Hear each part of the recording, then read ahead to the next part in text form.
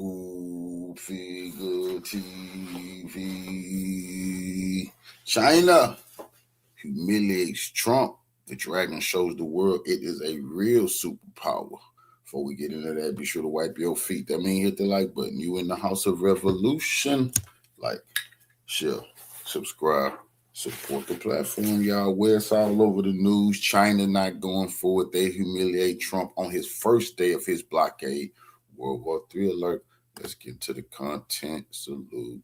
The world is holding its breath in a move that has sent shockwaves through the global economy and brought the specter of a superpower conflict to the very edge of the abyss. A tense and dangerous face-off is underway in the turbulent waters just outside the Strait of Hormuz. Dong signaled that China will protect its trade lifelines and honor its energy agreements with Iran, while warning outside powers against interfering in China's bilateral affairs. The remark landed as a blunt diplomatic cue. If reports are to be believed, China's People's Liberation Army Navy has deployed a Type 055 guided missile destroyer to the Gulf of Oman and the northern Indian Ocean. China stepping in to defend Iran? In a move turning heads across Washington, Tel Aviv, and Tehran, Beijing has deployed one of its most powerful warships, the Type 055 guided missile destroyer, near Iranian waters. Late yesterday evening, reports began flooding in, subsequently confirmed by maritime tracking data and intelligence chatter, that the People's Liberation Army Navy guided missile destroyer Tangshan, a potent Type 052DL vessel with the hull number D122, has surged from its escort position in the Gulf of Oman and taken up an aggressive, stationary posture at the strategic exit of the strait. It is a 7-500-ton steel leviathan bristling with 64 vertical launch cells packed with long-range air defense, anti-ship, and land attack cruise missiles. On board, beyond the standard crew of roughly 280 sailors, are a reinforced contingent of highly trained PLA Marine Corps Special Forces personnel, an unofficial but robust number, likely exceeding 50 to 70 maritime raiders, prepared for boarding actions, force protection, and rapid response. The Tangshan raced to that position hours before the 10 o'clock a.m. Eastern Time deadline set by U.S. CENTCOM to begin enforcing what Washington calls a maritime blockade of all Iranian ports, but what the rest of the world recognizes as a naked act of economic warfare and outright piracy. This is not a drill, and this is not diplomacy.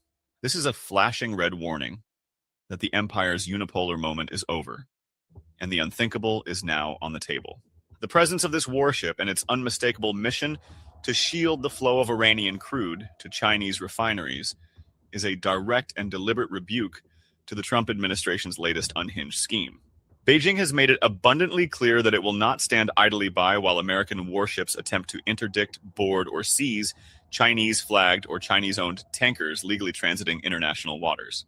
The route the Tangshan and its supporting intelligence vessel, the massive 30,000-ton Liaowang-1, took to get here was no secret. A high-speed transit from the planned southern home port in Hainan, through the Strait of Malacca, and across the Indian Ocean, positioning themselves as a silent sentinel just south of the Omani exclave of Musandam. They are not just observing the ongoing U.S.-Israel war on Iran. They are altering its calculus. And why wouldn't the U.S. be able to simply seize these ships? Because unlike the vulnerable Venezuelan tankers Washington strong-armed in the Caribbean last year, seizing a Chinese vessel under the watchful eye of a Type 052D is an act of war that would trigger Article 5 of a completely different and far more dangerous type of alliance.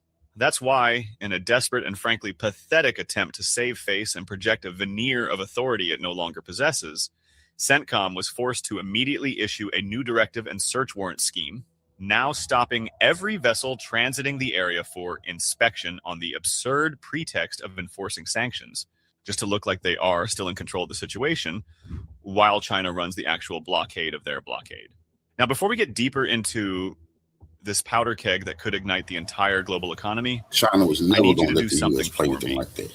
Look at what's happening out there. The mainstream media is either sleeping on this story or actively cheerleading for a conflict that will fill the pockets of the military-industrial complex and burn the rest of us. We don't have the backing of billionaires or Pentagon contractors. We are here to bring you the truth, the raw and unfiltered reality of what these maniacs in Washington and Tel Aviv are doing to our world. So please do me this one favor, smash that like button, hit share, because someone you know needs to hear this before it's too late. And most importantly, drop a comment down below. It doesn't matter if it's just a period, a dot, or if you want to tell me exactly what you think of Trump playing chicken with nuclear-armed powers for Netanyahu. I want to hear it. Every single comment, every single, it overpowers the algorithm and pushes this story to the top where it belongs. And if you haven't already, please subscribe to this channel to support honest journalism. We are the only ones telling you what's really happening behind the smoke and mirrors of the Pentagon press briefings. So please do that right now, and let's get back to the news because the situation is escalating by the minute, and what's coming next will make your jaw drop. The fallout from this Chinese masterstroke is immediate and catastrophic for the American strategy. CENTCOM's new directive, which they tried to sell as a strength, is actually a confession of weakness. It orders the stopping and searching of all commercial traffic, effectively turning the Persian Gulf and Gulf of Oman into a giant, slow-moving parking lot under the guns of U.S. destroyers. But think about the implications of this for a second. This new search warrant regime means that for Russia, which has been quietly and then not so quietly moving its own naval assets into the theater, the game has changed entirely. Reports confirm that a flotilla of Russian warships, including the guided missile cruiser Varyag, the frigate Marshal Shaposhnikov, and a collection of deadly corvettes, has already transited the Red Sea and is now operating in the northern Indian Ocean, with at least one frigate detachment confirmed to have entered the Gulf of Oman just days ago to conduct joint live-fire drills with the Iranian Navy. Without Russian escorts in the vicinity, U.S. boarding teams might have a slightly better chance of bullying a neutral ship. But with Russian sailors watching through their fire control radars, and more importantly, with Chinese intelligence feeding every move of U.S. carrier groups to both Moscow and Tehran, the risk of a mistake is now astronomically high. This is a three-dimensional chess match where the U.S. only knows how to flip the board over when it's losing. Let's put this in a historical context, because the world has seen this kind of brinkmanship before, and the results were stunning for American hubris. You might recall the infamous Venezuelan blockade of 2025, where U.S. Coast Guard teams and Navy SEALs stormed the decks of the Chinese-bound oil tanker Skipper in the Caribbean, seizing millions of barrels of crude in a brazen act of theft. Back then, China and Russia could only scream piracy from the United Nations sidelines because they lacked the forward-deployed naval muscle to stop it. Not this time.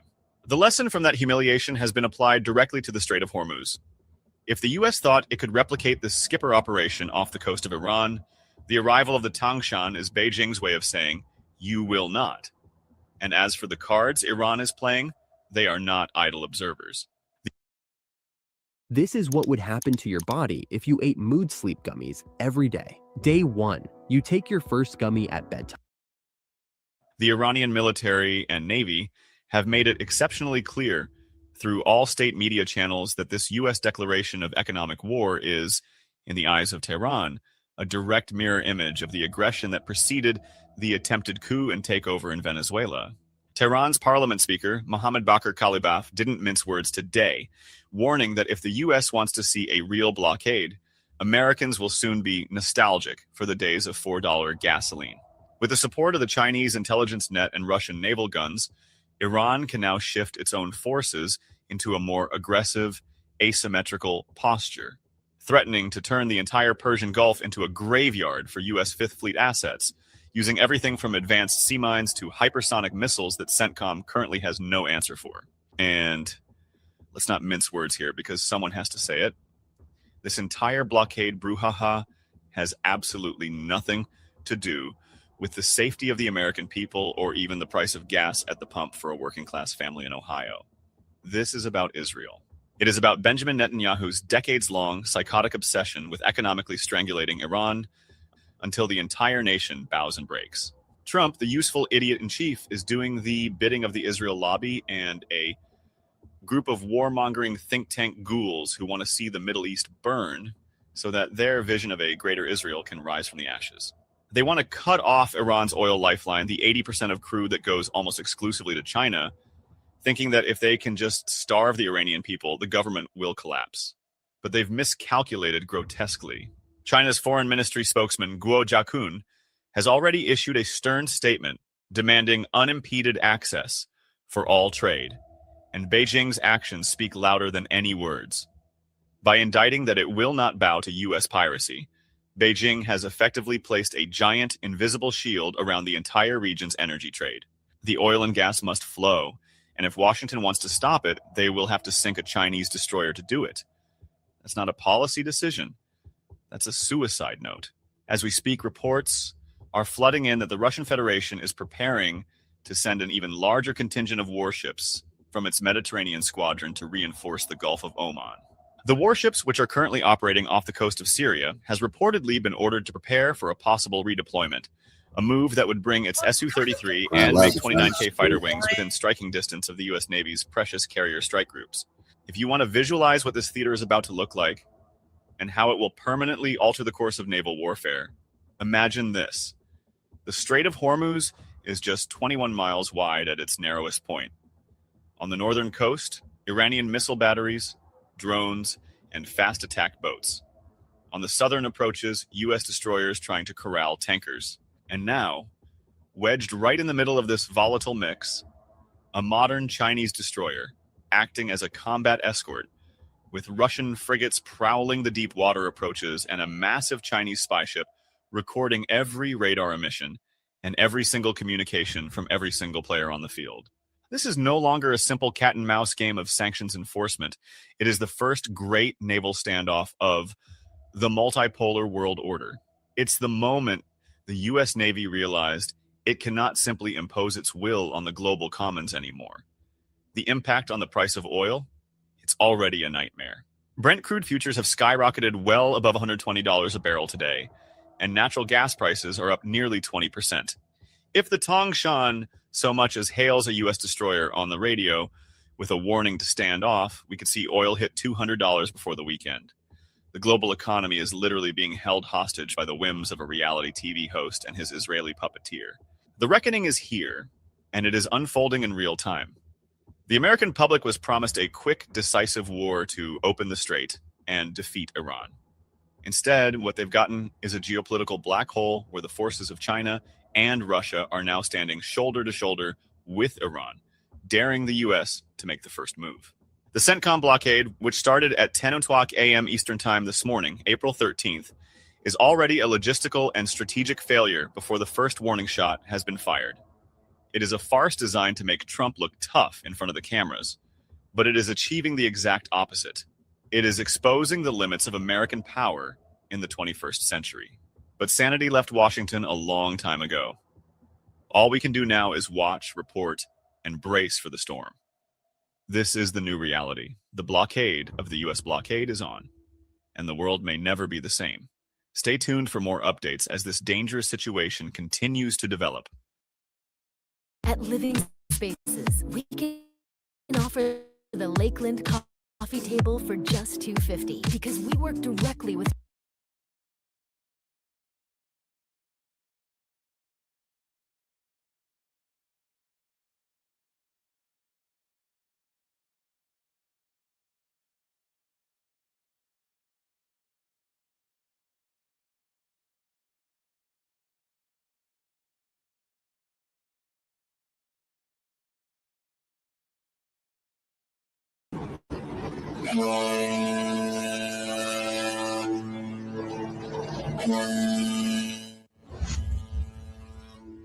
Despite U.S. claims of Strait of Hormuz blockade, Chinese oil tanker Rich Starry sailed through the strait on Tuesday.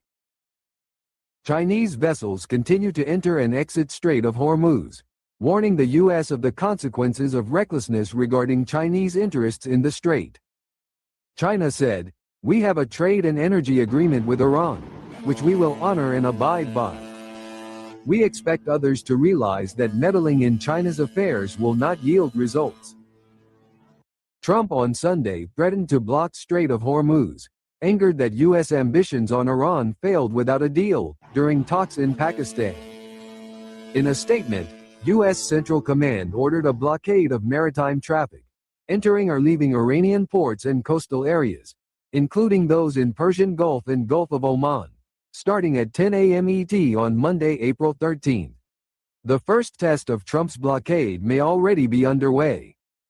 An oil tanker, chartered by the Comoros Islands to transport oil and chemicals and subject to U.S. sanctions in 2025 for carrying Iranian oil, has become the first to defy the American blockade and exit Strait of Hormuz.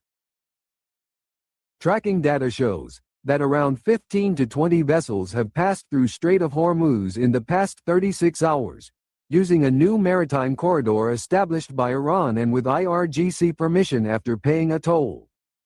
Most of the vessels are Chinese, Pakistani, Russian, or Iranian, entering and exiting under the blockade, which appears to be in effect on paper. The Revolutionary Guard Corps released a video clip on Monday, showing drone surveillance of Strait of Hormuz and stating that all shipping traffic in the strait is under the full control of its armed forces. IRGC warned that any wrong move would plunge the enemy into a deadly maelstrom in the strait. Ibrahim Zulfagari, spokesman for Qatam Al-Anbiya Command Headquarters, made the statement as the U.S. Central Command, CENTCOM, threatened to impose a blockade. IRGC views defending national sovereignty in its territorial waters as a natural and legitimate obligation. Enemy-affiliated vessels will not be allowed to pass through Strait of Hormuz, while other vessels will be allowed to transit if they comply with Iranian regulations. The spokesman said the U.S. blockade of maritime movement is illegal and constitutes an act of piracy. At the same time, Ali Akbar Velayati, an advisor to Iranian Supreme Leader, said, "The keys to Strait of Hormuz are in Iranian-capable hands."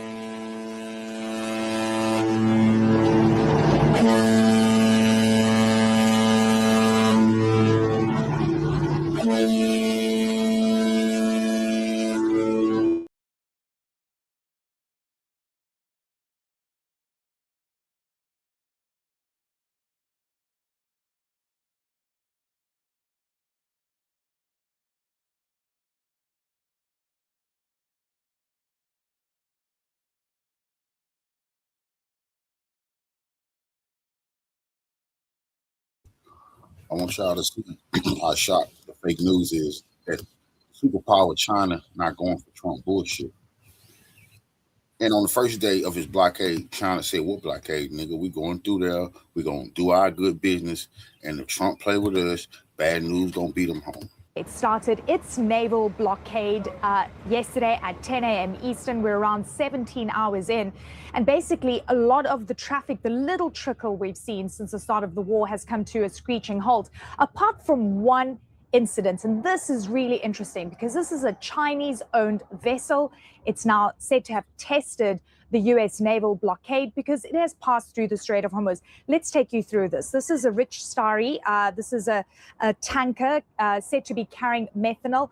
It started moving from Sharjah here in the UAE. Remember, a lot of these vessels turn off the AIS transponders, so you don't really know the origin of which port that they moved from. Starting to move towards Keshem and Larak Islands, then, starts aborting mission, moves back, and then starts to take that route once again, passing through the strait in the early hours of this morning. Now, this is a tanker that has been sanctioned since March 2023 by the U.S. Treasury Department because it has links to Iran. Now, from what we understand from experts, this tanker was able to move through completely unfazed by the U.S. naval blockade. So we don't know what exactly transpired and how the United States is enforcing this blockade. But this is really interesting to see this tanker that has links to Iran, that has been sanctioned by the United States, being able to move through the Strait of Hormuz at this time. A lot of the shippers are very reticent to even make sanctioned by the United States, not sanctioned by the UN. Who the fuck is the United States to China? See, these people are getting their reality is being shattered just because Trump come on TV and said it's a full naval blockade, nothing in, nothing out. What does Russia or China give a damn about Trump saying anything about it? Please, bro. This is their last resort. This is the final nail in the coffin for the U.S. empire. they are some pirates. This the last thing. This was the last the British could do, because they was a naval power. Once the land forces couldn't do anything, that was proven in Afghanistan. Definitely don't want none of that land force smoke. No ground troops ever going to go to Iran. This is where the last strength is at. They can't get no air war with Iran, because Iran don't give a fuck about no air war. Now they want to beat their chest at sea with all of their warships. China's a bigger fucking navy. They don't have to listen to anything the U.S. say. So who knows? Nuclear war might start over piracy, because they're reverting back to who they really are. Pirates. Pirates who went to different lands, conquered different lands, pirates at heart. You see? And now the pirates is trapped at sea, threatening the whole fucking world. China humiliated them on the first day, bro. Make the voyage. Number one, they're worried about having to coordinate directly with the Iranians. And then number two, what will they face when they hit the U.S. naval blockade? A lot of the shippers believe that this is a double dilemma in terms of negotiating with both sides. From what we know right now, that the United States is doing this naval blockade to perhaps start negotiations to force Iran to the negotiating table.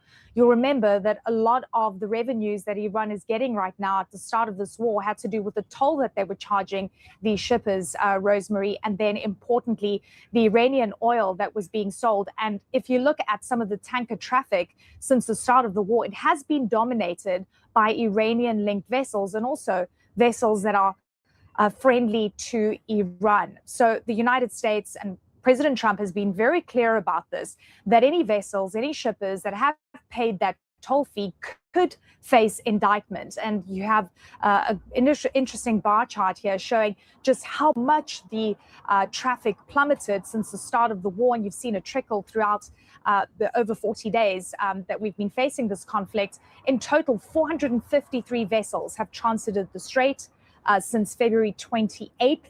And importantly, just to give you a bit of a perspective, normally 130 vessels pass through the strait on a daily basis. Richard Mead is the editor-in-chief of Lloyd's List Intelligence, and he's with us now live from London. Richard, good to see you. You and I have been talking consistently since the start of the war, and there's been, really interesting developments, specifically over the past few hours. After the U.S. naval blockade came into effect, we saw one Chinese-linked tanker that was sanctioned by the United States since 2023 transiting through the strait after initially had, backed out and then moved through once again. What do we know about the Rich Starry and whether it was challenged by the U.S.?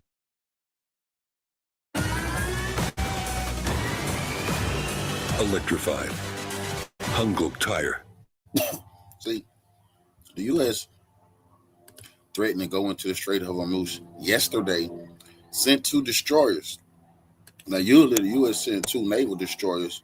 That's good enough to get people's mind right. Well, this is a new day. Video was released by the Iranians, threatened the U.S. warships. So we're going to blow you up. Our missiles locked on you. We ain't going to tell you again. And the U.S. ran away. You see, the U.S. show everything except that. The Iranians chased them away from those shipping lanes yesterday. They tried to make a move. They just, they don't want to die. That's the problem. I told y'all that's going to be the problem, bro. These people don't want to die. The Iranians ready to die for this shit. Hi, everybody. Today's Tuesday, April 14, 2026, and our dear friend, our brother, Nosif Mao, Pepe is here. Hey, brother. Hi, everybody. Greetings from Buddhist Southeast Asia. It's still a holiday here. Very, very calm. The absolute opposite of the dementia we are all plunged in. Well, let's go back to dementia. Yeah. Hit it, Nima. Pepe, I was going to speak in Portuguese. Why not? When you start speaking Portuguese, our audience loves it. Yeah, they have to learn Portuguese a little bit.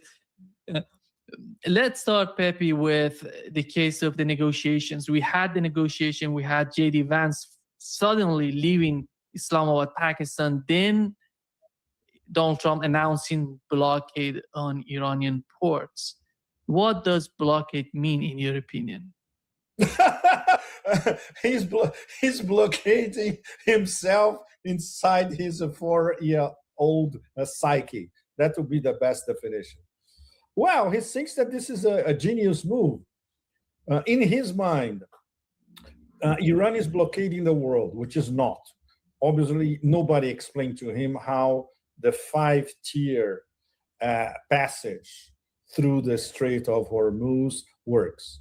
So in his very childish mind, okay, so I'm going to blockade them, Iran as a whole. Not only the Strait of Hormuz, but all the Iranian ports. So this is, okay, stupid doesn't even begin to describe it. First of all, to impose a blockade, you need an armada.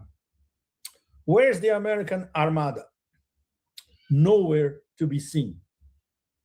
Nobody knows where they are. In fact, people know some of it where it is. Which one is it? It's in the Arabian Sea, but very, very far in the Gulf. Abraham Lincoln. It's Abraham Lincoln. Sorry. My brain is mush already. The Abraham Lincoln is, let's say, in the eastern part of the Gulf of Oman, practically in the Arabian Sea, more in the Arabian Sea than in the Gulf of Oman. And the other assholes, they are in the coast of Namibia, the George H.W. Bush. Why? Because they are cowards.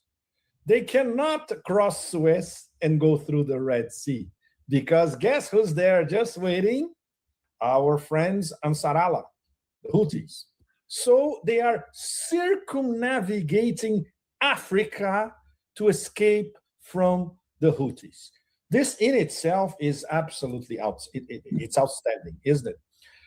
So they have what, 2 or 3 destroyers, not much. I was talking to Nima before we started. I wrote 2 articles back to back, yesterday and today. But because the editorial processes are so slow, at the time we were talking, it's 10 p.m. in Southeast Asia, 6 p.m. in Moscow, they still have not been published. But in the first article, which you're going to see later, I detail all the minimum requirements needed for this invincible armada to start applying a blockade based on military calculations, and even what one of those eternally retired military men in the US who become CNN talking heads, in this case, Stavridis. He was saying, look, we're going to need all that when we don't have it. So this is all detailed in the column. So until they muster all this armada in position, it's going to take quite a while. For the moment, technically, we have a blockade because CENTCOM said there is a blockade. But apparently it's a blockading 2 parallel tracks. One is only Iranian ships and ships that go back and forth from and to Iran. These are blockaded. Theoretically, everybody else is not blockaded. This means Western ships aligned with the US, Europe, the South Koreans, Japanese, whatever, coming from other ports in the Persian Gulf, in the Emirates, for instance. So how they're going to enforce and police all that? Because of drinking and driving, I've lost relationships, jobs. I wouldn't wish it upon anybody. What happens when real patients move curing hepatitis C from their to-do list to their today list? Considering how slow the machinery of the Pentagon works, this could take months to put in place, not even weeks, but months. So for the moment, we already had a fantastic case today of the first ship who, after the proclamation of the blockade, actually transited the Strait of Hormuz. Very important. Chinese owned. They were broadcasting on an open channel for every tracker on the planet to see. Chinese owned and crew. So everybody knows. It belongs to a Chinese company in Shanghai, but is sailing under a Malawi flag. Very, very interesting. And even more interesting, he did not leave from Iran. He left from Sharjah, Emirates. So technically, it's not a target for the Americas because it left from a port that is not an Iranian port. So they passed, no problem. They paid the toll in crypto yuan, no problem.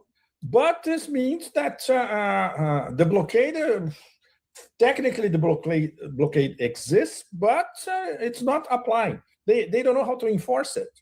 For instance, there was not a single American ship to go check if this tanker was what he was saying it was. Nothing. So once again, Nima, this is a gigantic PR op, essentially. Nobody knows how this is going to be enforced, how they're going to regiment this invisible armada, how long this is going to take, and worse, much, much worse. And this, I had a confirmation with one of my Chinese sources, is that if they start threatening to harass Chinese tankers, I'm not even talking about Iranian shadow fleet tankers going to China, but Chinese-owned tankers, like this one who crossed today. It's Chinese-owned with a Malawi flag.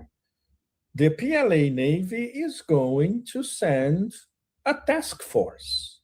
And this task force is going to be very close to the positioned American task force. So can you imagine, Ima? Between the Sea of Oman and the Arabian Sea, we have practically a face-to-face of the PLA Navy and the US Navy.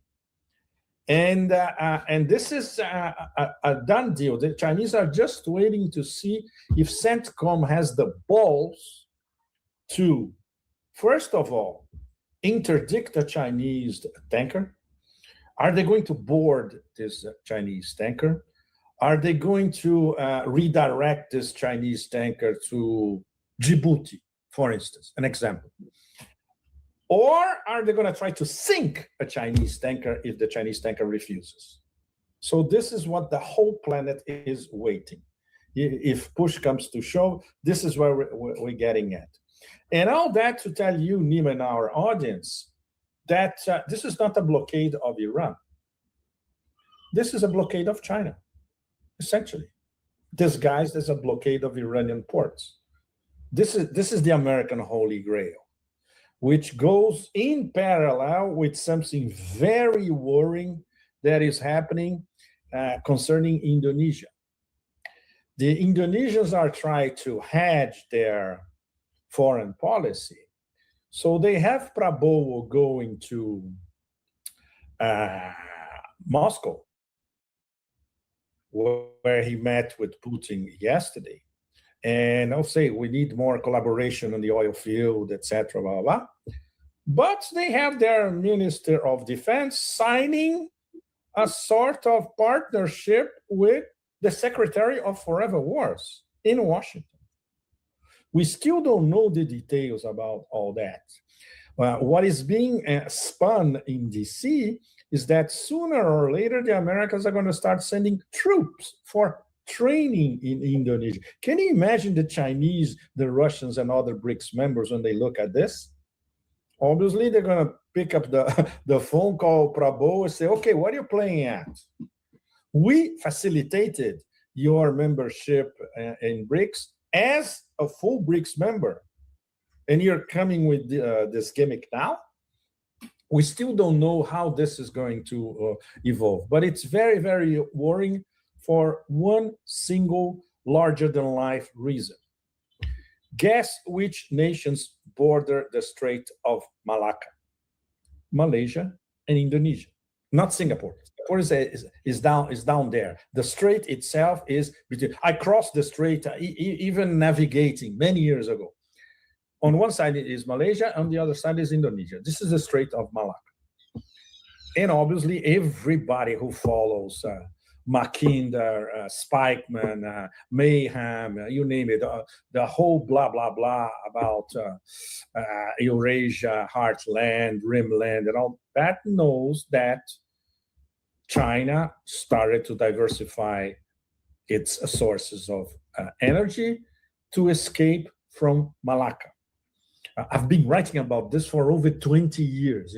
This is one of the big stories of the 20th century, how China managed so far to escape the Strait of Malacca, but not all the time, because everything that comes from the Persian Gulf goes through the Arabian Sea, has to cross the Strait of Malacca to get to the South China Sea and then to China. So China is still, I would say, hostage of the Strait of Malacca. But we can see that the American game, it's always the same thing. It's thalassocratic. It's after Britannia rules the waves, America rules the waves, and ruling the bottlenecks. So if they cannot get what they want from Hormuz, which is going to be a big setback, they will concentrate on Malacca. There's no question about that. That's why this whole thing is very, very worrying. And it's happening at the same time.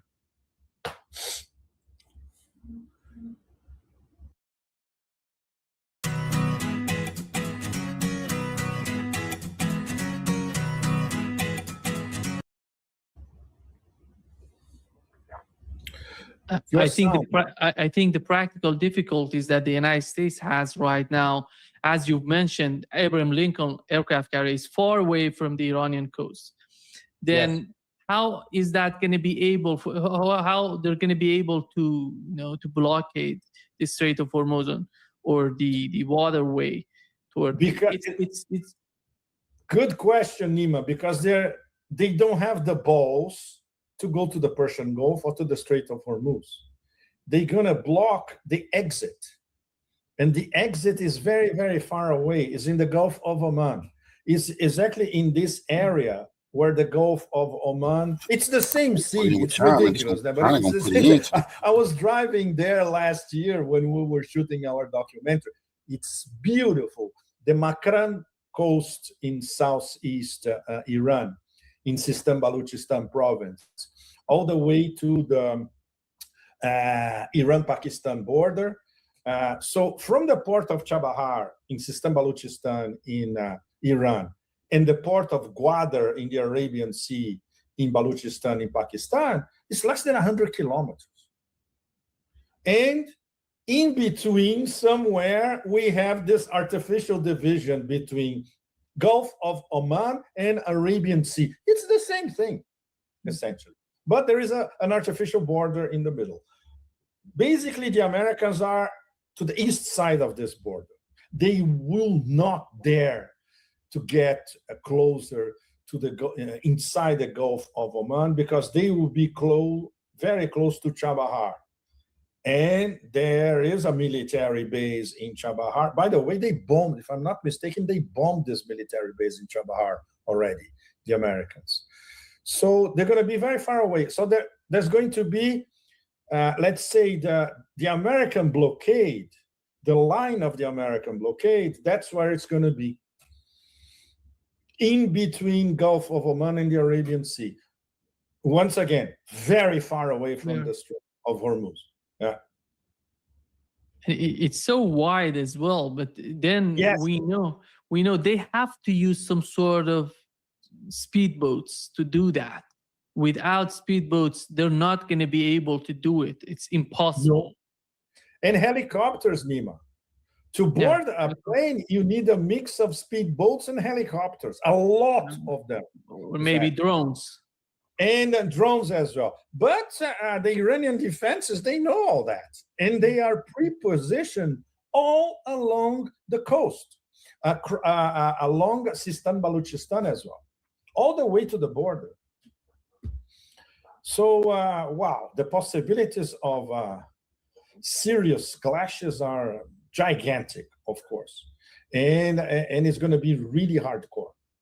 And they would need to have really a massive armada to do this, and they don't. And they don't. And these two aircraft carriers, they're going to be sitting ducks anywhere they are, Nima. They're going to be sitting ducks for the long-range Iranian ballistic missiles.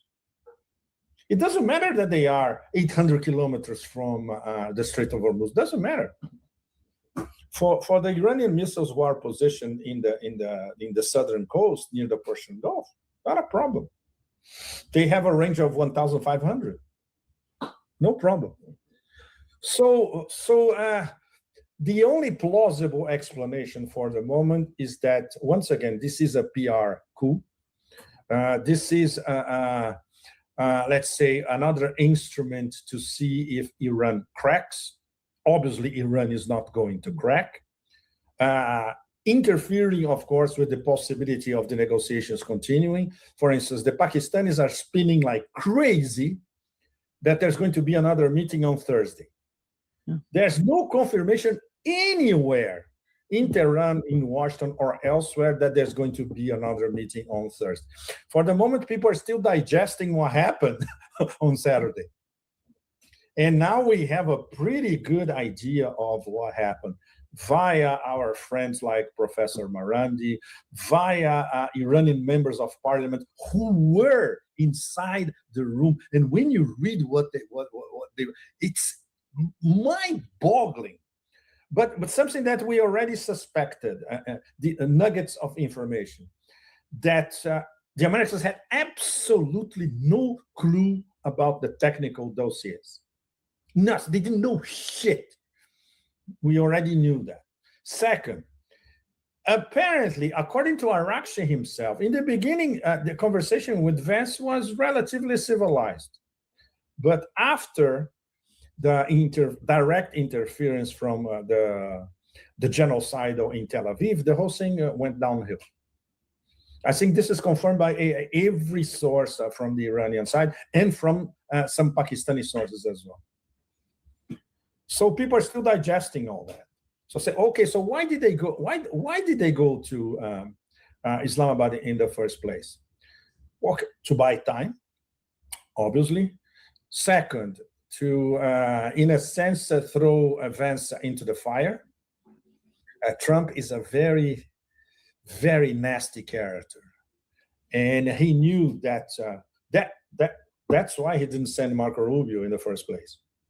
They went to see a bloody UFC match on the night of the most important diplomatic negotiation in the history of U.S.-Iran relations in 47 years. It's pathetic. Yeah? It's pathetic. And they put Vance in the line of fire, knowing that he had no autonomy to decide anything, hence those maybe 12 phone calls to the White House. So he couldn't decide anything on the spot. And then in the end, he came up with that stupid excuse. Iran was not prepared to accept our final offer. What kind of negotiation is that? These idiots. Okay, send these idiots to a carpet bazaar in Iran so they know how the art of the deal works. This is how the art of the deal works. Obviously, they have no clue about it. Okay, so the possibility of another encounter this week, I would say it's minimal, especially two days from now. I don't see it happening. But this is where we are at the moment, Nima. At least we now have a pretty good idea of what really happened in Islamabad.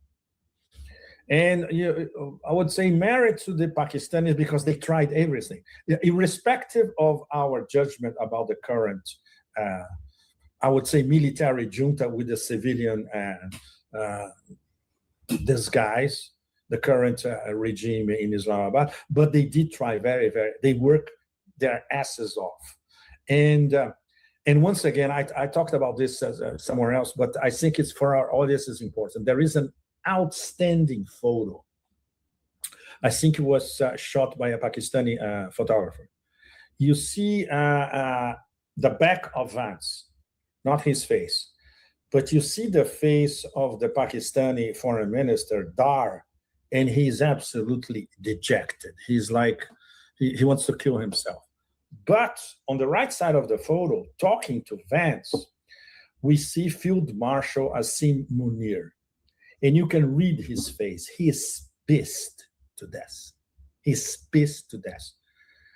He was, we can paraphrase, even if we don't know exactly what he was saying, but we can understand that he was telling Vance, so you come to my country to fuck us up.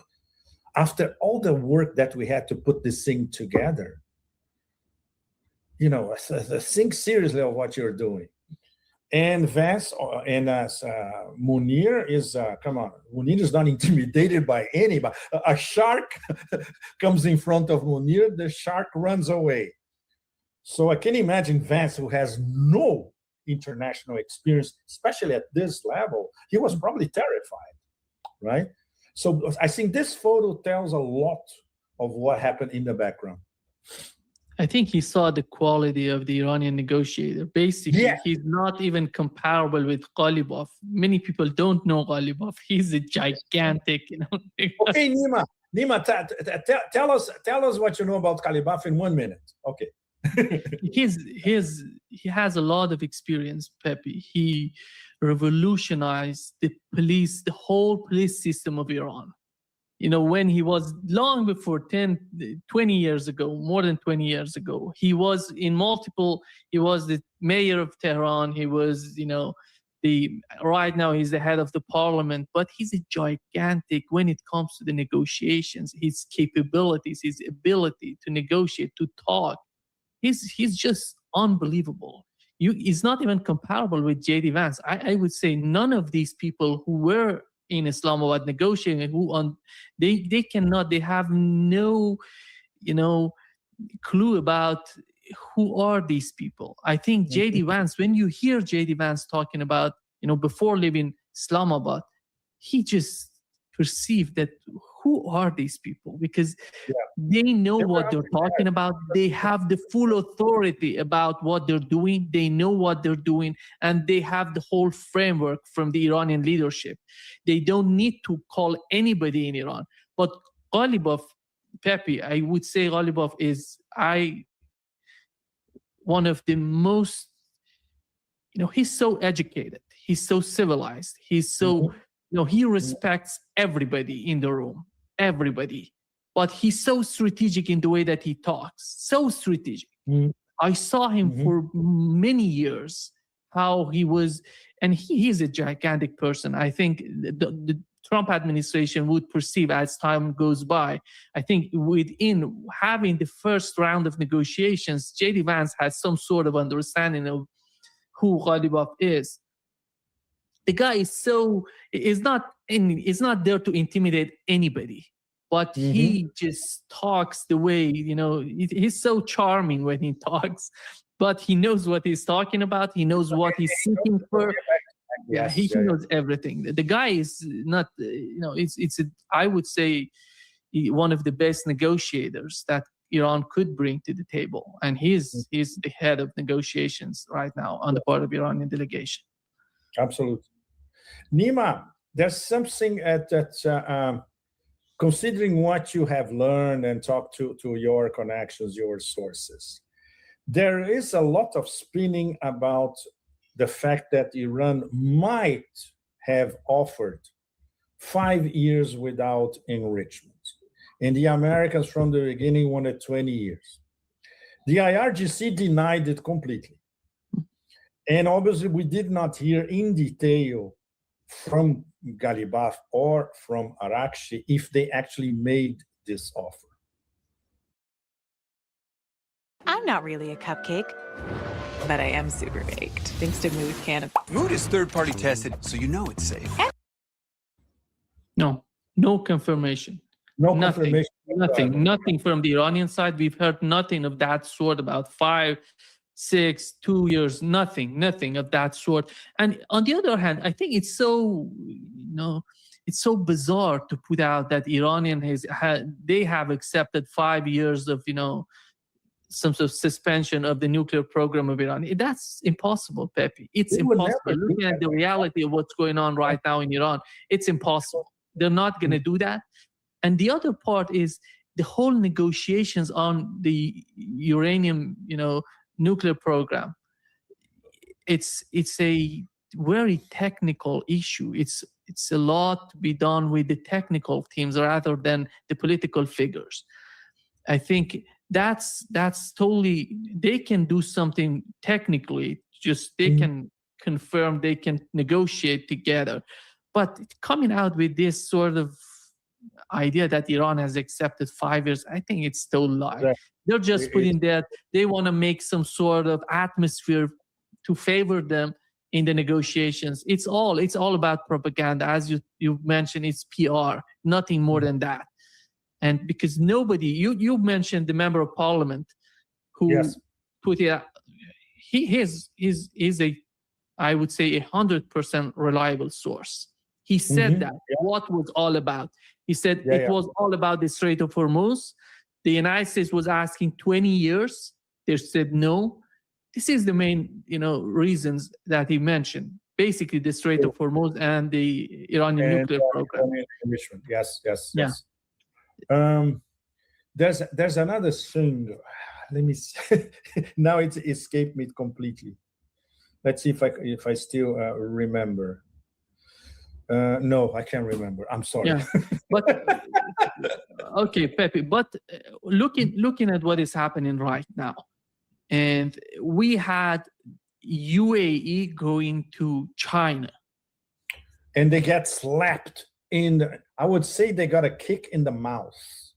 Can you believe, Nima, that the arrogant, self-entitled son of MBZ goes to Beijing, meets Xi Jinping, and lectures Xi Jinping about China's relationship with Iran? Can you believe this? This is what happened. And the Chinese foreign ministry, oh, stupid towel head. Go back to your place, go back to the rat place that you belong to. It's ridiculous, absolutely ridiculous. But confirms once again that the UAE is at war with Iran for all practical purposes. And the IRGC is going to have to do something about it. There's no question. They already said, I would say the most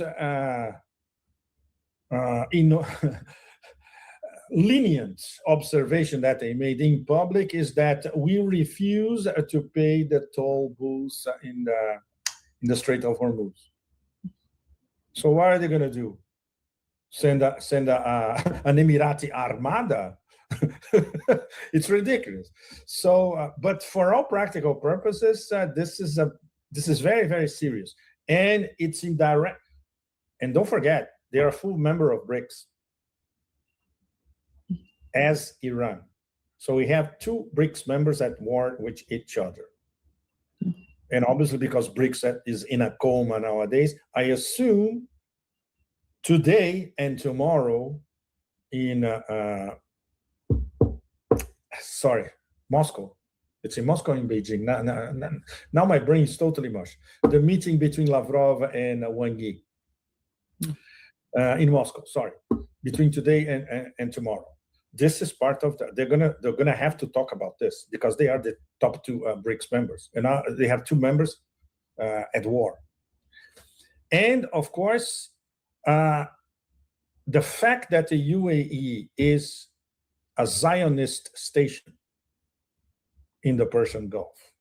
They are deeply linked to the international Zionist system and especially the money circulation, with all their promises of investment in the American economy, building data centers in the UAE, etc. This is I see this as the key problem all across the Persian Gulf. What is Iran going to do with the UAE? And not the UAE, with Dubai and Abu Dhabi. Dubai, there's not much to do because the business model of Dubai is already dead. But Abu Dhabi is another story. So how they're going to deal with Abu Dhabi, it's still up in the air. But it cannot go on like this. Because for all practical purposes, coming from Abu Dhabi, it's war.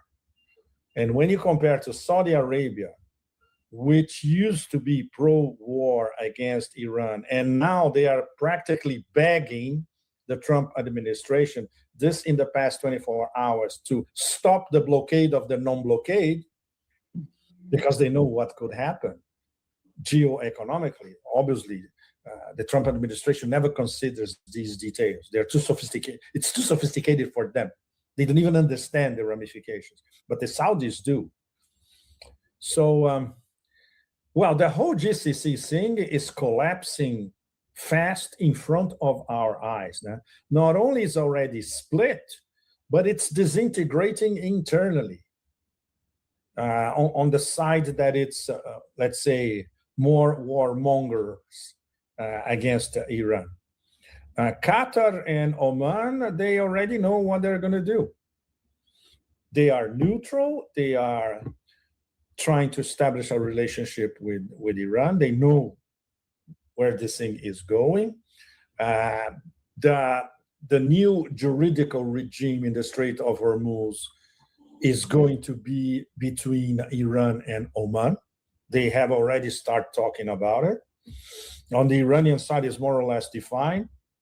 Then they have to discuss sharing the toll booths. Exactly. And none of that is going to change. And American blockades imposed by a 4-year-old who now thinks that he is Jesus, they're not going to change anything. Anything. And that's the thing, Nima, because once again, this whole mess propels us to the big picture, which once again is this is yet another chapter of the big war, which is the US against China. And they're starting to use every trick in the book. So, if they lose the Strait of Hormuz, that's it. They're going to attack in Malacca or somewhere else. No question. Yes, go ahead, please. I think that's really the big picture, as you've mentioned.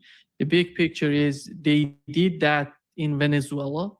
Yes. No export from Venezuela to China. Right now, they're trying to do the same in the Strait of Hormuz. But the problem in the Strait of Hormuz is Iran is not Venezuela.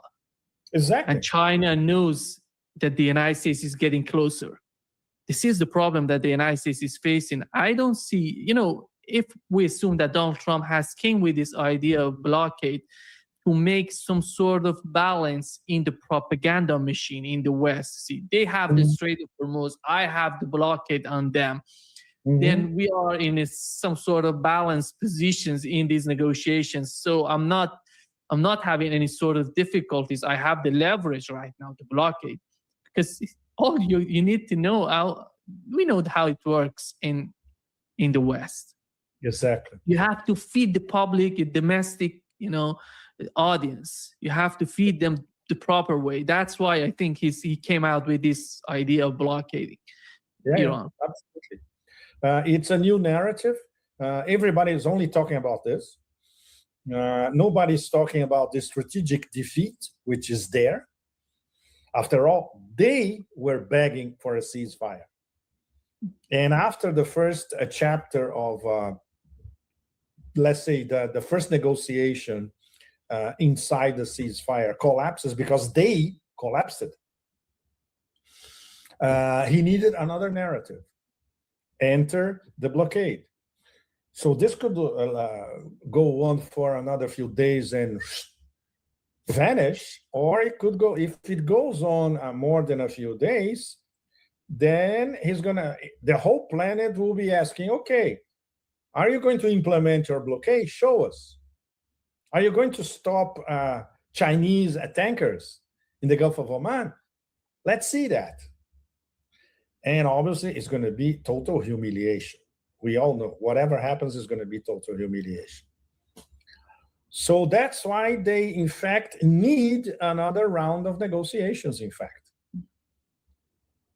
There's no question. So we may have another. When is the end of the 2 weeks ceasefire? Is April 24th? It's going to be in, yeah. April 24, 25, 26, something like that. Yeah. So we may have another meeting before. We have 1 week ahead. Yes, before the end of the 2 week ceasefire. Because they will be desperate again. This is not going anywhere. And of course, oil continues to be, and will continue to be over 100. This is not going to affect Iran because Iran has, the numbers vary from 160 million to 170 million barrels of oil floating around, Zaka, in the shadow fleet. So this means that the customers, especially in Asia, they are covered. Apparently, they are covered until mid-July, assuming there is nothing extra being transported. And there will be, of course. So this is not going to affect Iran. Even if there is a blockade, it's not going to affect Iran. The thing is, if it affects China directly in terms of Chinese tankers being intercepted, then we are in a completely different ballgame, much more dangerous. Is Trump willing to pay the price for that? I doubt it. He's a coward, essentially. And then people in the industrial military complex said, look, we cannot do this because we're going to be humiliated. Are you willing to have one of our aircraft carriers disabled by Iranian missiles and drones? We cannot pay that kind of price. In fact, their strategic capabilities are already degraded everywhere. Everybody can see that. In Latin America, in Africa, in Australia, in Southeast Asia, Central Asia, everybody already knows. But when you have an image like this, a graphic image, we had the aerial image, right? The disaster with the famous pilot, which, by the way, remains invisible. Nobody knows where this where this pilot is or if this pilot exists. They're going to have a maritime image. This is going to be quite something. And even without the Bab el-Mandeb and the Red Sea in the picture, the Houthis, for the moment, they are in the luxury VIP seat, just watching. Exactly. They're not doing anything right now. They're just watching. They don't need to do anything for the moment. Yesterday, we had a phone call between, Foreign Minister of Iran and Foreign Minister of Saudi Arabia. They talked to each other. I think Iran sent it very... Yeah. Yes. So you see, Nima, Saudi Arabia and Iran, they are talking to each other. Yeah. The Emirates goes to Beijing, basically telling the Chinese, you have to go against Iran. So that tells you everything of what's really going on in the Persian Gulf. These guys, they're not learning anything, Pepe, because no, they do. What has happened with you remember with the case of the war in Ukraine, how Olaf Scholz, the Chancellor of Germany, he went to China. Everybody in Europe, they tried. We had Macron, this UAE is nothing. It's not even comparable to Germany and France. They're trying to manipulate the foreign policy of China vis-a-vis Iran and the Strait of Hormuz. They don't understand the balance of power. They don't know what's going on. And MBZ is a bloody gangster, one of the worst. This is complicated, for instance. You cannot say that in Moscow. In our case, foreigners, when we start to approach the UAE angle, everybody's visibly uncomfortable because the relations between Russia and UAE are very close. But so what? He is a bloody gangster. And look, I know people in Europe who have contacts with the royal family in the Emirates, and they say that he's worse than a gangster, in fact. And the family is the same thing. This stupid son who went to Beijing today, wow, is even worse than the father. So obviously they don't see anything, and they're self-entitled. Because, for instance, they have unlimited wells, oil wells from Abu Dhabi, and because they build this giant laundering machine in Dubai, they are self-entitled. And they thought that this thing would last forever. And now it's collapsing in front of them, and they don't even understand why it's collapsing in front of them. And they don't have a plan B. The Saudis are slightly more clever. MBS is maneuvering. He's hedging, he's maneuvering. He's talking to all sides. He's even talking to Iran. It's very important. He talks to Russia and China. We cannot say that he's neutral, but he sees that the whole thing is changing, and he still doesn't know where he's going to place Saudi Arabia in the middle of all these cataclysmic changes, right? Pepe, the United States wants to achieve through negotiations what they couldn't achieve by waging war on Iran. Yes. Basically, the enriched uranium in Iran. And we know that the main goal was the regime change. But after all, if we assume that one of the goals was the nuclear program of Iran, that wasn't achieved by war. And right now, by negotiations, they're trying to impose that on Iran, impose these terms on Iran. I don't see Iran, accepting that. And I don't see Donald Trump. You remember, you mentioned Professor Morandi. I talked with him yesterday. During the negotiations, guess who was calling, Washington and other places to get some sort of suggestion or to get the directions from them? It was J.D. Vance calling Washington. It was J.D. Vance calling Benjamin Netanyahu. It wasn't Iranians calling Tehran to see what they would do. This is the problem. Iranians got there totally prepared. You see the legal team, economic, team, and all of these teams, different teams, 5 committees were there to negotiate on each and every aspects of negotiations. But you don't see that happening on the part of the United States. Even J.D. Vance needs to talk with Benjamin Netanyahu. Benjamin Netanyahu himself said yesterday that J.D. Vance, on his way back home, he called Benjamin Netanyahu and described everything. They're getting these briefs daily. They're getting daily briefs from the Trump administration about the ongoing talks and messages, negotiation, whatever they have. And this is the problem. I don't see anything, any sort of end to these negotiations as long as Benjamin Netanyahu is running the show. So this means the negotiations from the start, they are doomed to fail. There's no question about that. And there's another element which is parallel to all that. That the vice president of the United States has no leeway and is basically a vassal of the president and a vassal of the war criminal in Tel Aviv. It was leaked by another Iranian source that one of the things that the Americans wanted in the negotiations was money. They wanted to have a cut in the Strait of Hormuz. They wanted to have their own toll booth going to the pockets of the Trump family and their cronies.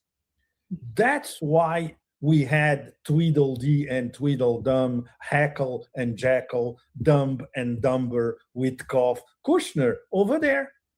Yeah, the agenda is making money on the And the agenda is, okay, let's make a deal. Let's get some money out of this thing, which is the only thing that they do. These imbeciles don't even know where Isfahan is, for that matter. Obviously, they have no idea of the technical details, you name it. But they were there to, okay, let's extract some cash for our pockets in this whole thing. It's pathetic. It's absolutely pathetic. It tells you everything about the level of unpreparedness of this so-called negotiating team. And when you don't even send your Secretary of State to the most important foreign policy meeting in the history of the US and Iran in 47 years, it's because you're not serious. You are a joke. You should be laughed at by everybody.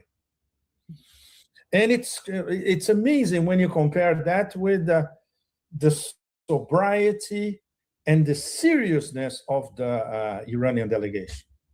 Everybody with their stacks of documents out, everything outlined, the details, they knew the whole thing by heart. But you are negotiating with a bunch of grifters, con artists. It's pathetic. It's pathetic, but it's good once again to have a crystal clear image of the decadence of the empire in every possible sense. Moral, spiritual, educational, diplomatic, of course, geoeconomic, geopolitical, military, you name it. It's the whole thing, collapsing in front of our eyes. And worse, hostage of a genocidal regime in West Asia. That's even worse. Okay, go ahead, please. Who's serious in the administration? Donald Trump himself, that he feels that he's Jesus? And Pete Hacks, that he feels that he's running the world, basically, by sending, you see Marco Rubio, since day one, he was the Secretary of State, but he's not participating in the negotiations with Ukraine, with Iranians. He's not part of that. On the other hand, you see, Steve Witkoff together with Jared Kushner are doing this, and nothing is coming out of. They've been negotiating with Russia since day one of this administration. They did nothing so far. I don't know how Iranian would somehow believe that they're going to get something. There is, I think, the end game would be, Pepe, Iran should continue the war because it's going to hit Donald Trump the way that, because it's going to be a war of attrition. And what would bring Donald Trump to its knees is going to be the domestic policy. It's going to be the midterm election. Mm-hmm. They're going to bring him down. Yes, but we cannot have a war lasting another few months, Nima. Then the whole global economy collapses. Yeah. This is the problem, because that should hit Donald Trump. It doesn't seem that with this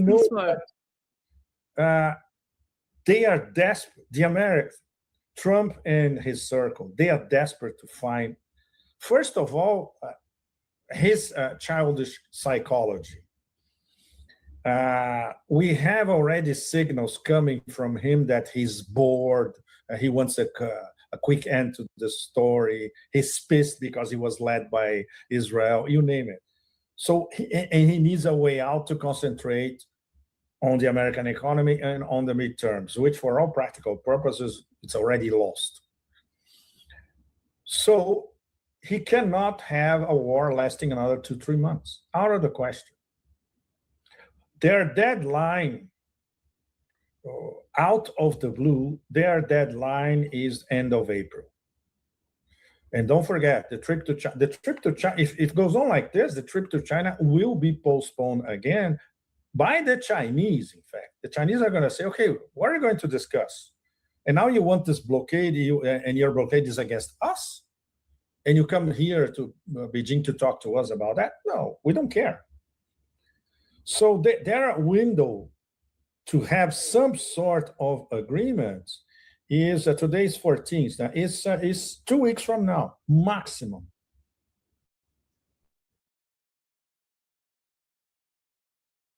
When it comes to weight loss meds, folks will rope you in with one prize. Then hidden fees start coming out the woodwork. Oh, GoodRx will show you the cost up front. And the Iranians know it, because the Iranians are ready for a war of attrition lasting months. The Americans are not. They cannot afford it. Not to mention the global economy. And not to mention how everybody on the planet is going to blame Trump and company for what's happening. In fact, they are already blaming Trump and company for what's happening. It was, after all, it was a war of choice. So their war of choice, the rest of the planet is paying the price for it. It's a war of choice of two war criminals together. And the whole planet is hostage to this war of choice. So if this thing goes on for another month or two, wow. I think. But the thing is, it's okay. Now coming back to realistically, Nima, how can the Americans possibly end their war within the next 2 weeks without admitting that they were strategically defeated overall in every aspect? And this is exactly what he's trying to do, or the idiots around him. How can we spin our defeat as some sort of victory? And they can't. Everywhere you look, there's no way. It's zugzwang. There is no way out. Any move you do, you will recognize that you have been defeated. There is absolutely nothing that they can spin about we won. I think that if the things getting worse, the way that Donald Trump sees his survival being at risk, or being, somehow manipulated by Netanyahu and his administration, because there has to be some sort of, disconnection, dismantling this sort of connection between Trump administration and Benjamin Netanyahu. I think this breaking point would be on the domestic policy in the United States and the global economy. The global economy could put that pressure on Donald Trump and together with the domestic, what is happening domestically in the United States, to somehow ignore, to somehow force Netanyahu out of the policies of the United States in the Middle East. Because right now, basically, Netanyahu is running the show. I think we have each and every evidence that Israel is running the show. I don't see Donald Trump being capable of breaking with Israel. But I think if the things getting worse, and that could happen, that would be some sort of breakthrough with the negotiation, with what's going on diplomatically between Iran and the United States.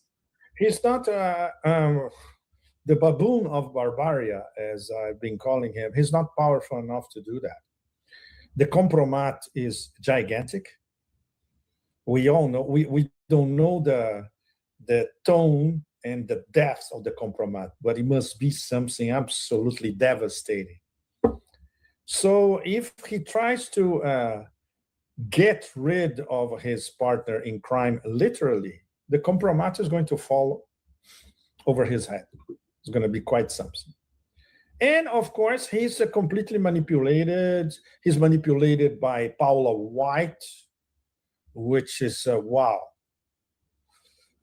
And he has a messianic complex now. He actually thinks that he is Jesus, God, or the Holy Trinity, you name it, the Holy Ghost, everything together. The truth about what will happen to your sleep if you take these gummies every night. On day 1, you take your... And of course, he's impervious to real dialogue with real people, well-informed people. Forget it. He's surrounded by sycophants, vassals, and grifters. Impossible. So, ideally should have, of course, it's not going to happen, but it should be the 25th Amendment. Send this guy to a lunatic asylum. The Americans won't have the balls to do that. And even if they would do that, guess who would be in power? Palantir Vance. It's not much better. A guy completely dominated by a techno-feudalist lunatic. So all the options are horrible, Nima. We have to be realistic. It's our job as analysts. All the realistic options are impossible.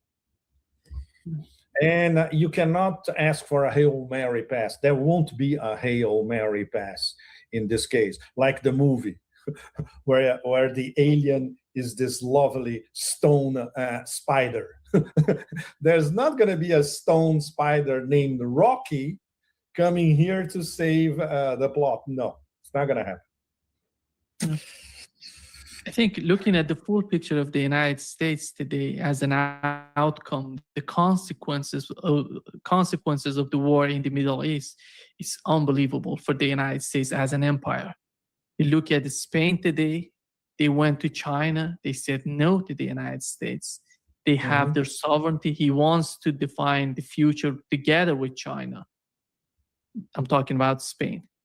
You see what's going on with the case of Canada. Canada said 70% of our defense budget was going to the United States each and every year.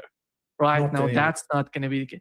These are, Donald Trump is achieving something that no one could have achieved, in terms of, defeating or demolishing the U.S. empire. Is not just physically with the American bases in the Middle East, but psychologically, economically, what he's doing to the United States is just amazing. It is. It's being blown up from the inside, which is the ideal mechanism. Absolutely. When empires collapse, blown up from the inside, it's much, much better. It's theoretically less painful for everyone. We still don't know, because the process is ongoing. There may be other wars ahead, but now we can see that it's irreversible. And he accelerated the implosion.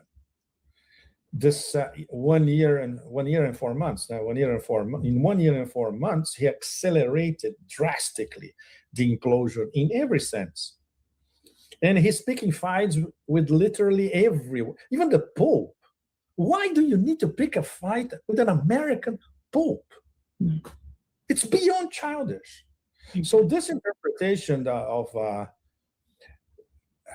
senile dementia mixed with an apocalypsist streak, and basically because he's being manipulated by this demented Paula White, makes a lot of sense. Makes a lot of sense. And of course, his natural incoherence. He doesn't read, he doesn't get himself informed. He despises people who are informed or contradict him or try to engage him into anything remotely analytical. That explains the whole thing. The psychological landscape is pretty well mapped out. The problem is he's still in control. In control between commas, right, Nima? Because we know who is really in control. He's just their messenger. So, well, there were no leaks about what they discussed at the Bilderberg in Washington, by the way. Well, I have a mole over there, but he's never going to tell me. They have a veil of secrecy, especially with journalists and analysts. They will never say what really happened. But they must have discussed that. And they must have discussed that for them ahead, the only way for them ahead is to come up with another COVID, which obviously it's in the process. They have to come up with something as traumatic as a COVID to regain some sort of control. And this is what's going to be next. Scary. Yeah, it's scary. And of course, what's going to be next is directly related to the global economy melting down. They're going to use the meltdown of the global economy to come up with something. There's no question about that. Yeah. And once again, even if there was the 25th Amendment, Nima, and we get Palantir Vance is one cog in this wheel. The techno-feudalist wheel. So everywhere we look, it's really scary. Yeah. Obrigado, Pepe. Muito obrigado. Você, I'm sorry, but we have to be realists, né? Exatamente. Não tem como. Não tem como. Tem que ver do jeito que tá. Yeah. Thank you so much for being with us today, our audience. Thank you. And our audience, Buddhist greetings from a relatively normal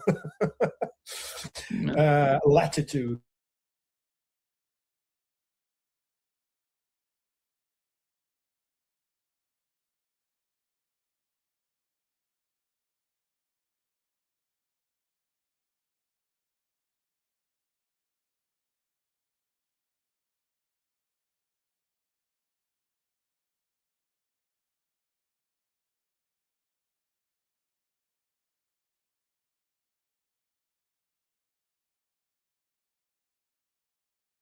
estaremos aquí. De Wisconsin con amor, bienvenido.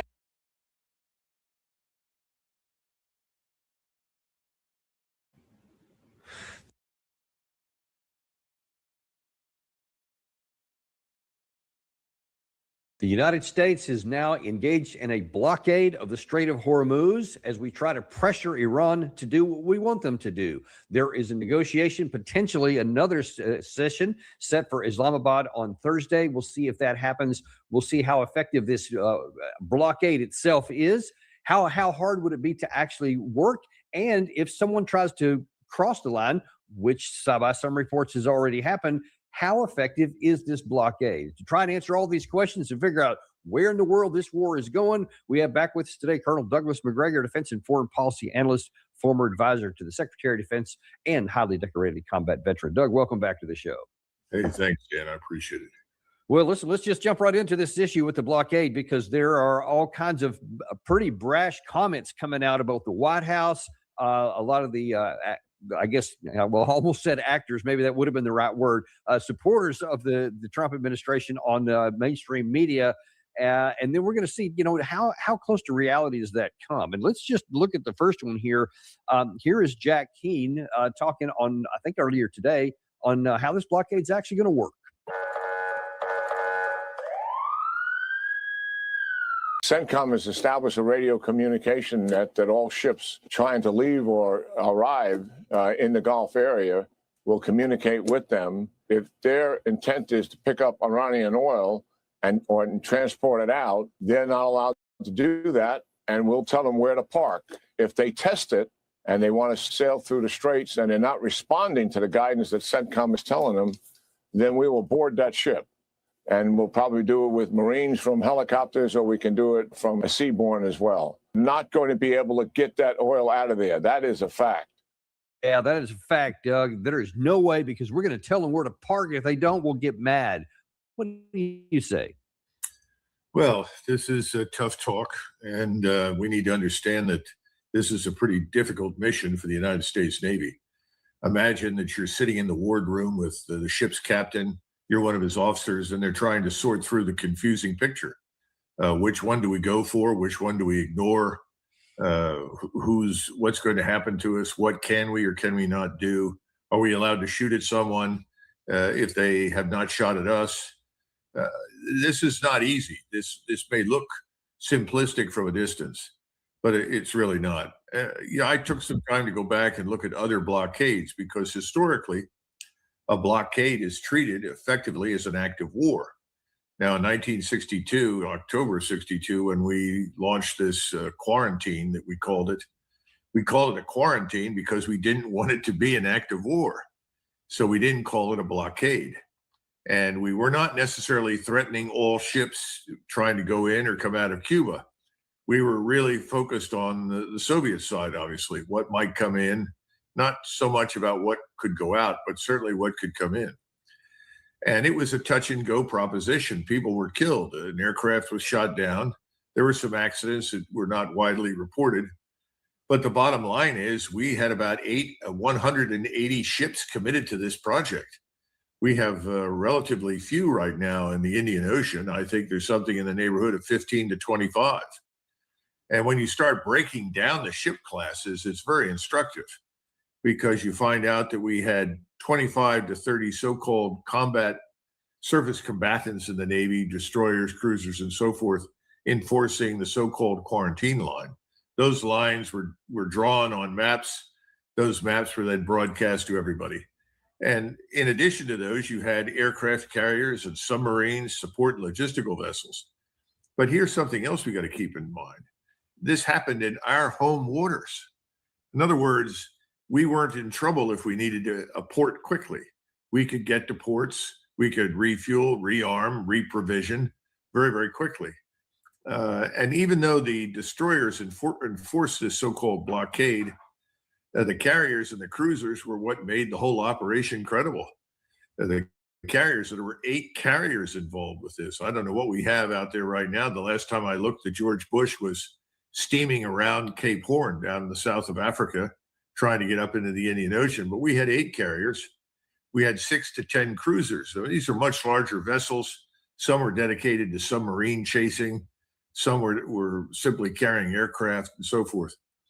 But it was not just those around Cuba, which is a big island. You also had additional vessels at sea stopping any ships from the Soviet Union that might try to get in and warding off others. And these were further out in the North Atlantic. In other words, this was a huge effort to ensure anti-submarine warfare dominance, overwhelming air dominance, and effective and nonstop command, control, and air defense. All of these things played into it. Now, I'm not here to suggest for a minute that we should have a fleet of 600 or 800 ships. And we had a lot of ships in those days because, remember, a lot of these vessels were still in service from the Korean and Second World Wars. But I think we have to understand that President Trump decided to do this, and I'm not sure that he sat down with naval planners and asked them, what can you do? What is reasonable? How far can you go? What do you recommend? I mean, normally you don't, and I don't know what happened, but you don't turn to the chairman of the Joint Chiefs and say, this is what I want them to do, get a hold of CENTCOM commander, make this happen. Normally you bring in people that are subject matter experts and you ask questions. I don't think that's ever really happened with President Trump. I simply think he makes decisions and then tells everybody to go for it.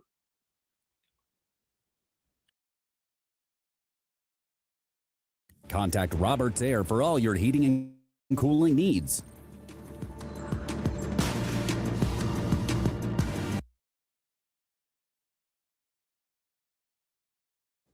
Well, and that's exactly what has happened. Is he said, yeah, I want a blockade, and so now he has at least one on paper. But as that graphic Gary was showing up there again, it had this whopping 12 plus warships that were involved with this, according to one of those previous ones there.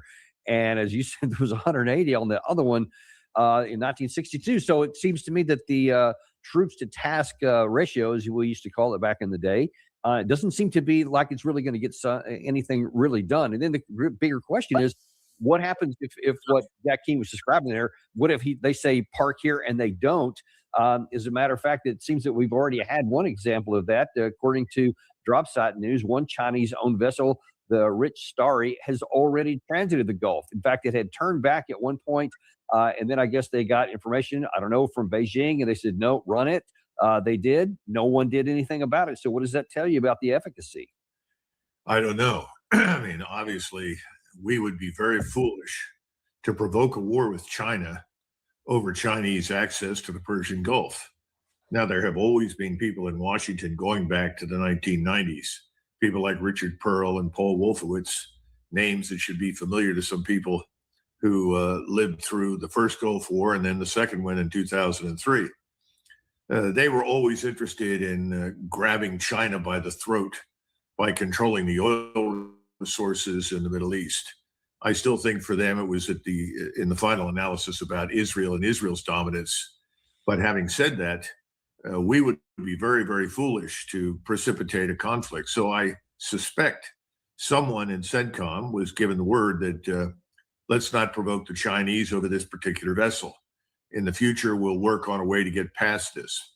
I'm not sure that we, at that point, were really sure in great detail of what the rules of engagement were. And, you know, we've talked about this before, whether you're on land or at sea, in the air, those rules really have to be crystal clear. I'm not sure that they are. I would love to see what they're saying. And that would be very helpful. But right now, I think it was a good call to let that Chinese vessel through. Now, that vessel, once it tanks up, is going to have to come out. That's another matter entirely. And speaking of China, Xi Jinping is saying, hey, by the way, this is a bad idea. He said, in fact, it's dangerous and irresponsible. And he said that the world must not be allowed to revert to the law of the jungle. Since there is no UNSC authorization for this, this is a unilateral decision by the United States. As you said, it's historically regarded as an act of war, pretty straightforward. We are, you may recall back in January when the U.S. took Venezuela and stole away Maduro and said we're going to take their oil, et cetera. There was a lot of complaints that we weren't following the rule of law, we weren't following the Constitution, and there was a whole list of folks. We used to show this summarization of a lot of comments that We are the law of the jungle. We are the lion in the law of the jungle. We don't have to follow that anymore. That's the old days. Are we in the law of the jungle right now? Well, I certainly think that this notion of international law has turned out to be hollow. International law was only workable provided we, as the leading power, was prepared to uphold it. And I think it's very clear that we're not. So I think the whole idea of international norms, this nonsense about the liberal democratic order, all of that has gone down the toilet. We've thrown that overboard in Ukraine. We've thrown it overboard everywhere we've been, I would argue, certainly since 1965. In other words, international law is only international when we care to enforce it or we like it. Otherwise, we determine we're going to do whatever we want. Again, this is very popular, especially with the people that love Donald Trump. They cheer. This is being tough, and we have to be tough. If we're tough, everything will be fine. The problem is the world's changed a lot since 1962. One of the things that Americans don't understand is, let's assume we decide to challenge the Chinese over their access to the strait. 2 or 3 Chinese submarines properly deployed can sink everything that we own in the Indian Ocean in no time. Then you're up against a submarine warfare challenge. I don't know how well we would do. We did very, very well in the 60s and 70s for the most part, and even into the 80s. But that's an area we don't know too much about right now. I would even argue that the age or era of large battle fleets at sea, surface fleets, is over. But if you're going to do something like this, you have to think long and hard about all of the ancillary requirements. How many small boats, how many helicopters, how many auxiliary vessels, all of these things that come into this do you have? How do you refuel and replenish while you're at sea? Where do you have to go to pick up the replenishment? It's a nightmare. I'm not sure we're totally prepared for this. I think we're already overstretched at sea. And again, we've got one carrier that's coming around the bend. I don't know what we've got up in the Mediterranean. But the point is, I don't know how long we can keep this up. And what do you do if you can't keep it up? Well, that is the problem. That's one of the things. I mean, we talked about this on the land war itself, or the war on the Iranian landmass, because you said, we actually asked you this before the war started. How long could the United States, with this armada that had been massed up there, how long could it continue to fight? And you said it would only be some number of weeks, and then they're going to have some kind of a pause to rearm or refuel. And that's exactly what has happened. So now we're in this so-called ceasefire, but one wonders if this was not really because of what you identified early on, that by firing all these missiles, especially at a pretty high rate of fire, that we're going to run out of the stockpiles we had physically located there. We're going to have to bring them in. During this time so far, we have seen profound amounts of C-17, C-5, C-130 transports flowing in from Europe and the United States into this area, which gives the impression that they're doing exactly what you suggested and restocking. But the question is, wherever they're getting this stuff from, and the primary stocks, how many are there? How long can we keep going on with the missile fire or in the sea too? And I mean, those are critical questions. Do you have any estimates? Well, I know that the Russians and the Chinese are both sending whatever they can in terms of humanitarian assistance as well as military assistance to the Iranians. So I think large numbers of Chinese missiles and certainly missile parts, radars, and so forth have flowed into Iran during this pause. In other words, if this turns out to be not much more than a pause, and I think that's eminently possible, it's possible that by next Monday, we will feel confident that we've refurbished the force to the point where we can renew the war. I mean, I would not exclude that by any means. The ceasefire will only last as long as we see some benefit to it. And since the ceasefire itself is not going to produce the collapse of Iran or anything else, I don't think it's going to last that long. Second part of this that nobody ever brings up is what happens to the petrodollar. I mean, the petrodollar is on the skids as it is. Right now, Iran has already begun urging everybody to pay for oil in yuan. Frankly, they'll take other forms of currency, but they're not going to take dollars. I think we're staring at the end of the petrodollar. if this lasts much longer, we've had it. And people don't seem to understand how important the petrodollar is. By compelling everybody to do business in the energy markets with dollars, you ensure that the dollars that are spent end up being reinvested in the United States in our treasury bonds. That's been the modus vivendi, the engine of our prosperity. If that stops, and I think that's almost a certainty that it will, our entire economic way of life is going to change, and we're not going to like it very much, certainly not at the beginning. And then finally, you've got the problem of, all right, you've refurbished for how long again? Is it another 10-day stretch, another 2-week stretch? And it's just not clear. The problem with this is the same one that we've had with other American operations in the past. This quarantine was an exception. That was very carefully thought through. What do we want to accomplish? How long do we think this is going to last? What's our methodology? And what do we want things to look like when it ends? All of that worked out. Again, we were operating in our home waters, and the Soviets discovered that they were too far from home to sustain themselves in a serious conflict with the United States. We now are in the same position the Soviets were. We're trying to sustain ourselves 6,000 to 7,000 miles from home ports, airfields, and so forth. We don't have a lot of support. The Europeans aren't supporting us, and for very good reason. They think this is crazy. It's destabilizing. It's destroying the global economy. They want nothing to do with it. The Japanese, the South Koreans, the Chinese are all in the same boat. There's no benefit to any of them of this lasting too much longer. Although, if you're Chinese and you have a huge petroleum strategic reserve, and they do, you probably are good for another 2 months or so, maybe 3. And they also have developed and looked for alternatives, and they've tried to develop renewables at home. So I think the Chinese are probably better positioned to outlast this than almost anybody. But everybody else is on the razor's edge.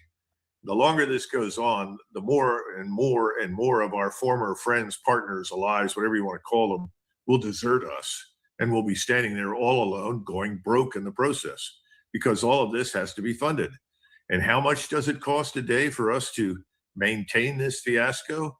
Is it $1 billion, $1.5 billion? I don't know, but I'm sure it's a great deal of money. And again, we're deeply in debt. Our position is not improving in that regard. We can't stop inflation, and this sort of thing always feeds inflation. Wars create inflation. And that's the reason why you want to avoid it. So I don't see any good news for President Trump and his administration with this particular approach. Well, and I want to go down that path you just mentioned there about the allies, because that is really important. President Trump has been really trying to knuckle down and put lots of pressure on our allies, both in Asia and in Europe, to say, hey, why aren't y'all coming and helping us? I mean, we're just asking for a little bit of help, is the way he put it yesterday. And it's still not working out. That's yesterday. UK not supporting U.S. blockade of the strait. He's saying, "Yep, we're not gonna participate in that," even after the pressure he's been getting. And then now, I think overnight here we had Giorgia Meloni from Italy, that Trump took her to task because first she said something about the Pope, that obviously that she didn't like that. She said something about his denunciation, but then the real issue was he denounced her for not helping to reopen the Strait of Hormuz. President Trump just thinks, hey, I just need more boats. I just need more ships and stuff, and that's going to get the strait opened up. But let me just ask you, Doug, let's just say that the pressure worked, and NATO writ large, every one of us, and maybe Japan and South Korea too, they said, you know what, here is our Navy, use it as you see fit. Will that open the Strait of Hormuz if the Iranians decide to keep it closed? No, obviously not. And if you go back and look at the Dardanelles in 1915, what stopped the biggest and the greatest Navy in the world, the Royal Navy at the time in 1915? It wasn't an opposing naval force. It consisted of mines, heavy guns, ports ashore. Remember what the Iranians have now that's very frightening and very threatening, which is something the Cubans did not have. They have lots of precision-guided cruise missiles. These missiles can be launched in great numbers. They have tactical ballistic missiles. So anything that comes within range of the coast, and that range is 500 to 800 miles, can be picked up on persistent surveillance from space-based assets, transmitted to a whole range of possible strike systems, and everything that shows up is going to be hit, damaged, or potentially sunk. And of course, the worst thing would be if you sank some vessels in the strait itself. That would make the whole navigation business that much more difficult. So no, it's not going to help. And someone should have sat down and sort of sketched this whole thing out for, the president. I mean, you look at the Dardanelles today, and the Dardanelles were defended by about 380,000 Turkish troops. And those numbers were not consistent throughout. I mean, they fell because they had 80,000 men killed. But there were over 500,000 British and Allied troops facing them. It didn't work. The ground was just too difficult. You couldn't climb up and over these cliffs. So I think the whole idea of militarily undertaking very much of anything in the Straits of Hormuz is very difficult. Remember, the lesson of history is if you want to control a major body of water, you want to control the South China Sea, let's say. How do you control it? Well, you have to take the Philippines. You have to take Vietnam. You may want to add others to that collection. Probably want to go all the way down to Indonesia. What am I describing? Describing what the Imperial Japanese Navy and the Imperial Japanese Army did during World War II. It's the only way they could control the South China Sea. How can we ever control the Persian Gulf if we can't control the coastlines, if we cannot control the topography around the Persian Gulf? We can't do it. Again, it's back to how many, what do you want, 1 million troops to do this? What kinds of weapons and systems do you have to have? And how long is it going to take you to get control of all these strike systems ashore? You could spend years chasing around those things because it doesn't take very many tactical ballistic missiles or cruise missiles or unmanned systems, drones, in order to put people out of business who are trying to penetrate the Gulf. This is so depressing, but it's not new. It really isn't. We've made these mistakes in the past. It's just sad and unfortunate that we have to witness it again. And here's part of the problem, Doug. I mean, not that there's not a lot of problems you've already enumerated, but we're talking about all those things you just said. In fact, about how long, how many troops, how would they be supplied, what's the logistics system, et cetera, all those kind of things, which should all automatically end the concept phase say, all right, well, this is not a doable thing. But yet there it is. So now we've executed, or we've given the order, rather, let me not say executed. So we're allegedly going to do it without having given any of those things thought. But now that they're actually President Trump, and now through some of his informal advisors like General Jack Keane, apparently is saying, hey, we're already thinking about what comes next, as Jack Keane here enumerated. The second phase of this operation, the president has given a warning order to Admiral Cooper to do just what I'm about to say, clear the Straits of Hormuz, and you saw a couple of ships doing that over the weekend, to get the mines that may be in that area out. And we have underwater drones trying to identify some of these mines that the Iranians planted that are not tied to anything, and they lost control of them. That will be done, and then we have to secure the Straits of Hormuz and then escort transit through the Straits of Hormuz. That will take some time to do that, but that will certainly block any intimidation or coercion that Iran still may have on the merchant owners of its ships. We were planning our anniversary trip. Someone tried to open a loan in my name in a state I'd never even been to before. Retirement is just around. So all we have to do, Doug, it's not that hard, really, is just take control of the Strait of Hormuz, clear the mines that are out in there, and then escort all the ships through that we want to come through, and everything will be fine with that. I mean, what's the problem? Yeah, well, that's sad. Let's be frank.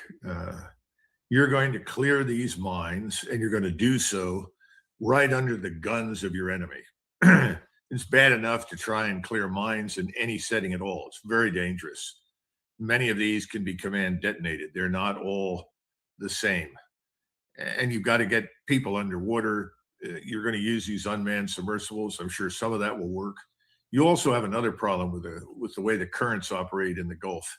If there are mines dumped into the Gulf, they have a habit of being caught up in an eddy, and they continue to sort of rotate inside these waters. In other words, they don't necessarily flow out to sea.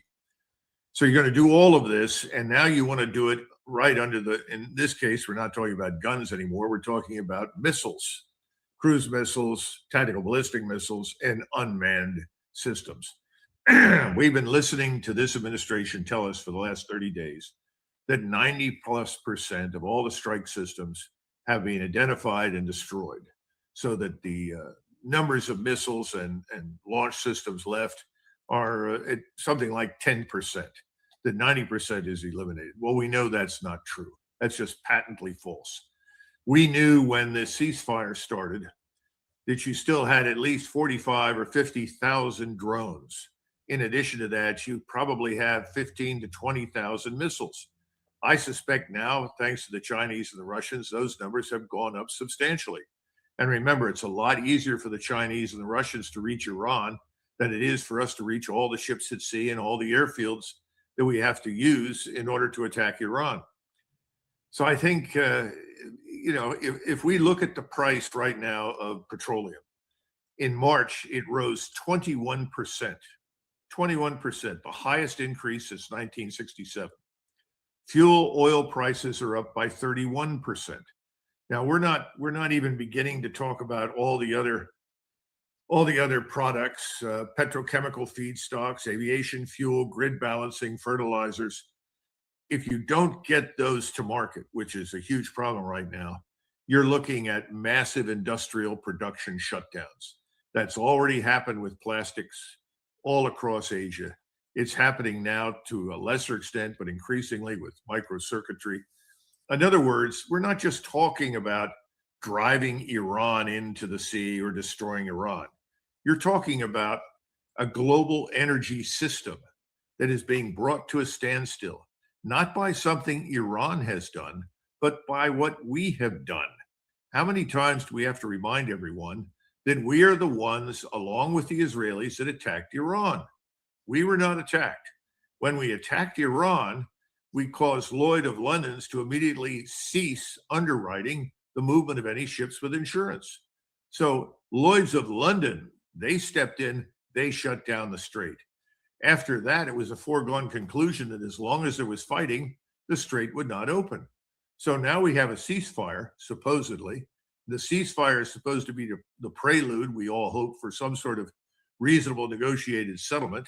That seems unlikely because we continue to put forth Israeli demands to the Iranians. And the Iranians have no intention ever of submitting to those demands from Israel.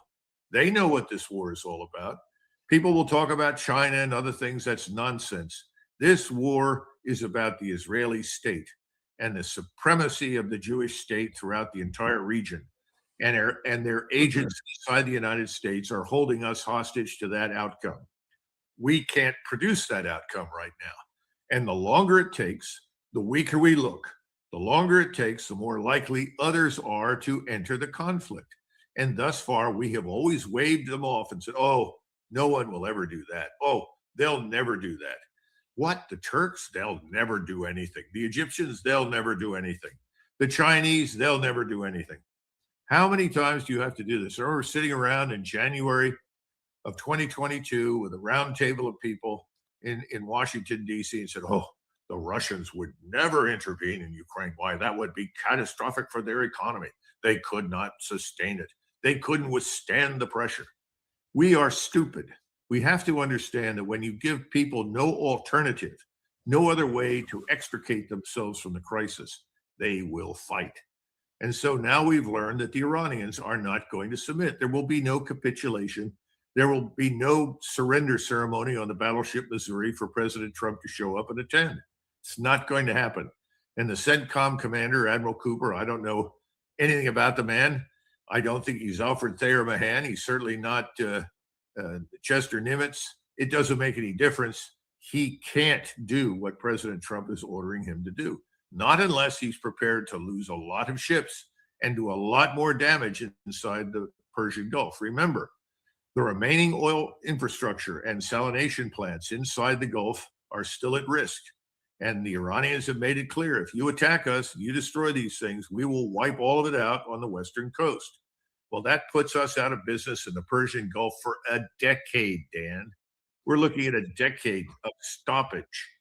The whole world will suffer terribly from this. So it's just not going to work.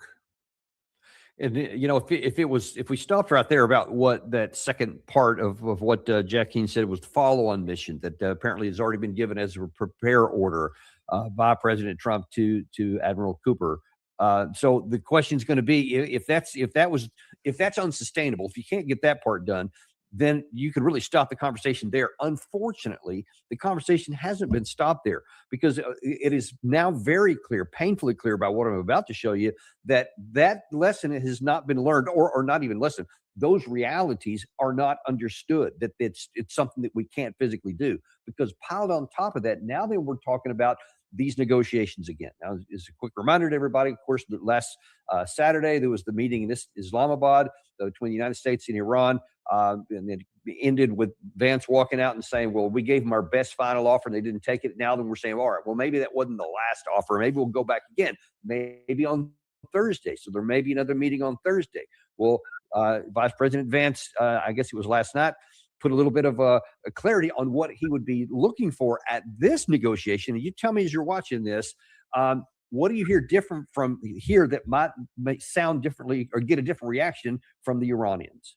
There are two things in particular where the President of the United States really said we have no flexibility. We have to get to the outcome that the president said. On the first of those things, what some people call the dust, which is the enriched uranium that the Iranians currently possess, we have said that we want that to come out of their country and we would like to take possession of it. Now, why does that matter? That doesn't matter, of course, because they have access to that material now. That material is actually buried underground by Operation Midnight Hammer. But if you think about this over the long haul, the president doesn't want to leave the next president or the president after that to be worrying about this program. And so we would like to get that material out of the country completely so that the United States has control of it. And the second thing is that, again, to this point about verification, it's one thing for the Iranians to say that they're not going to have a nuclear weapon. It's another thing for us to put in place the mechanism to ensure that's not going to happen. Part of that is, of course, to ensure that they don't have the ability to enrich uranium, which is how they got so close to a nuclear weapon before.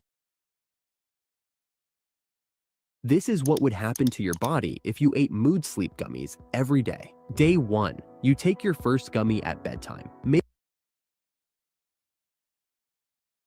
So, I mean, why would Iran do those kinds of things when they see you can't even really do this first one here? What do you think about that? For Iran, it's a matter of national sovereignty. This means if they're going to comply with these demands, that they're effectively turning over the enriched uranium to us, and they're allowing us to conduct intrusive inspections. Now, the JCPOA that was passed under, or not passed, wrong word, that was agreed during the Obama administration addressed all of these things. President Trump, under great pressure from his Zionist billionaire donors, threw it out. Now he's asking not only for intrusive inspections, he wants no uranium enrichment at all. I'd say it's a non-starter, and there's no point in meeting to discuss anything. If you're an Iranian right now, however bad the damage is to your country, you know that you hold the strategic initiative. You don't have to put 50,000 troops around the straits. You control the straits with precision strike, precision fires. You don't have to have large numbers of people there. A few is always helpful, and that's what they've got. A few who are very good at doing what they do with the small boats and the submersibles and so forth. But they don't have to do anything else. They also know that if we continue down this road and we renew the attacks on Iran, that the world is going to be deeply alienated and turn violently against us. We could actually see a coalition of nations that come together, and I don't want to speculate on who could be in the coalition, but I think some people in America would be surprised, who simply come together and say, enough. And if you don't stop, we will treat you and your forces anywhere we find them as the enemy. That's how serious the crisis is around the world. Now, we haven't talked a lot about what's happening in Japan or the problems in Korea, and I hope we'll talk a little bit about what's going on in Europe, because what the European heads of state are saying, look, we can't do this. They don't say publicly, stop attacking Iran, but privately says it's got to stop. It can't go on. Pretty soon they'll say it publicly because we can't live with this outcome. So Iran's in the driver's seat. What we expect to get from another round of talks is beyond me, other than window dressing, the image or illusion of some sort of legitimate approach to peace. There is none right now. And I wonder, Doug, if this is evidence that maybe we need more time to get more ammunition into theater, et cetera, because I was thinking, look, there's no real reason to think that Iran is going to have magically changed its position, especially in light of we're still in the ceasefire situation. By the way, the Iranian side is doing the same as we are. They are definitely restocking and resting their forces and getting ready for the next phase. They are doing everything they can with that. So they're just getting recovered, I guess, militarily from the first round of this so far. So are we. But now the advance has offered nothing new here. So one wonders, why would you be talking to go back on Thursday when you literally just said on Saturday night, this is our last offer, but then he's not offering anything different at all, and something that he knows for sure the Iranians, it's a non-starter. So why do you think that they're offering a Thursday meeting? No one has told us the truth from the beginning of this operation until now. We've never had a truthful picture of what we have and have not accomplished. We've had to listen to the little Air Force 4-star stand there like an accountant reading from a spreadsheet and tell us we have attacked 7,000 targets. We have hit every target and we have been successful and we have accomplished all of the assigned tasks. But that's like saying, well, the patient over here who's terminal, we cut off his left leg. We patched him up, near his heart, and we're very successful. Obviously, in the meantime, the patient is dead. But nobody bothers to mention that. You didn't tell us to keep the patient alive. You told us to operate, so we operated. This is stupid. This is counterproductive. This is insane. It will come to nothing. But President Trump doesn't want to suffer the humiliation of admitting that we've done all that we can do. Military force is now no longer the right answer, and we're going to take a different approach. And we are going, in the meantime, to disengage our forces from the current conflict. We are going to look to other mediaries, others who are willing to help us to negotiate a more favorable outcome than we can get on our own. That's humiliating for him. He can't do it. A great man can do it. He can't do it. This is the product of Roy Cohn. Everybody should look up Roy Cohn, who was his mentor. C-O-H-N, first name Roy. That man was one of the most evil, despicable human beings on the face of the earth. And he imparted his wisdom to President Trump, and President Trump has lived by it. And one of his rules was never admit anything, never admit defeat. Say you were successful when you weren't. Say that you're in charge when you're not. In other words, never, ever behave truthfully towards anyone. Because if you admit defeat in any way, shape, or form, if you admit that you weren't able to accomplish something, the rest of the world will destroy you.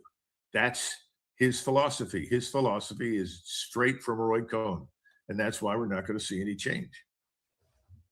But the problem with that is, though, you can't sustain this. You can't sustain it in the Gulf. You can't sustain it with our air power, and more importantly, and we're going to get to this in a minute with the economic impacts of all this. We can't sustain it with our economy, the price of gas, and all the things that go on along with that. So something is going to have to give here. And we really can't talk about this portion without talking about the elephant in the room, and that is the Israeli side. We showed a soundbite yesterday of Benjamin Netanyahu, I think on Monday, declaring openly that he got a report from J.D. Vance while he was involved in these negotiations, and that he said he gets daily briefings from the national security folks in the White House. So, I mean, by all accounts, he's the one who's calling the shots here. And President Trump, and I just cannot for the life of me understand why he allowed, first of all, even before this started, with the agreement that he got for the ceasefire negotiated by the Pakistanis, who said that a ceasefire in Lebanon was absolutely a non-negotiable part of it, which, of course, the Israelis to today still continue to violate it to make sure that everybody knows that it's not President Trump that's in charge, but it's in Benjamin Netanyahu. And if he didn't want a ceasefire, he won't. Where do we go from here if that maintains its power over our White House? First, I would urge everyone to go back and watch the portion of the Republican National Convention before the election in 2024, where an Israeli flag, an enormous Israeli flag, was plastered on the wall behind the speakers. And there was a sign that said Israel first. And a representative from AIPAC or one of those organizations walked out, took his position up behind the podium and said, Israel first. And he says, that's what we want. And the crowd was kind of confused. Some people sat there and said, what is this? There were sort of the occasional claps, and then there was kind of a stunned silence. You have to take people at their word. You have to pay attention to what people do. So people should have gotten the message right then and there that we are headed into a new kind of American administration, one that treats Israel and its interests and the interests of its agents in the United States as preeminent, as essentially supreme and superior to all other interests of the United States. They do this by insisting that the interests of the Israelis and their agents in the United States and dominance of the Middle East to establish their supremacy, that interest is identical to our own. Well, we all know that's not true, but not very many people took that seriously. So that's the first part. The second part is that at some point, since President Trump is turning out to be unsuccessful in accomplishing all of the objectives that he was assigned by the Israel lobby and its agents in the United States, the Zionist billionaires, it may turn out that President Trump is more of a liability than an asset. If he can't get it done and he can't bring down Iran, if he can't destroy this state, well, then I guess we'll have to move on to someone else. And I think that could happen because the Congress, remember, is, with very few exceptions, just as much beholden to the Israel lobby and its donors as it is to anything else. So you don't see or listen to or hear very many objections from people on the Hill to what President Trump is doing. Oh, they'll attack him for anything you can think of, for being a member of the Epstein class, for declaring bankruptcy 6 times in his life, whatever. But the bottom line is they're not objecting to this because they've been paid to be silent and go along. But if the Zionist billionaires tell their friends on the Hill that it's time for a change, then I suspect we could see J.D. Vance become president. The problem with J.D. Vance, of course, is no change. You're still dealing with someone who is very much in the grip of the lobby and the Zionist billionaires. Now, perhaps if he gets there, he could prove us wrong, but there's not much evidence right now to suggest that he isn't, because remember, you could not join this administration. You could not be on the ticket. You could not be part of the cabinet unless you signed on for Israel first. When you have a system that you've set up, that doesn't mean that you have to pass muster with President Trump per se, but you have someone like Larry Ellison determining whether or not someone should or should not be Secretary of State, Secretary of Defense, we call it war now, and World War II nostalgia, or any of the other key cabinet posts. You know that you've lost control of your government. This is no longer an American government. It belongs to the people with the money who are Israel firsters. What are you doing with a White House chief of staff, Susie Wiles, who was actually on a campaign advisor in Israel for Netanyahu? This is very strange stuff. You know, there was a time in this country when people were very, very, very sensitive to foreign influence. One of the reasons that we set up the Constitution the way we did and stipulated that someone had to be born in the United States, could not be born on foreign soil and become president of the United States, was because of Alexander Hamilton.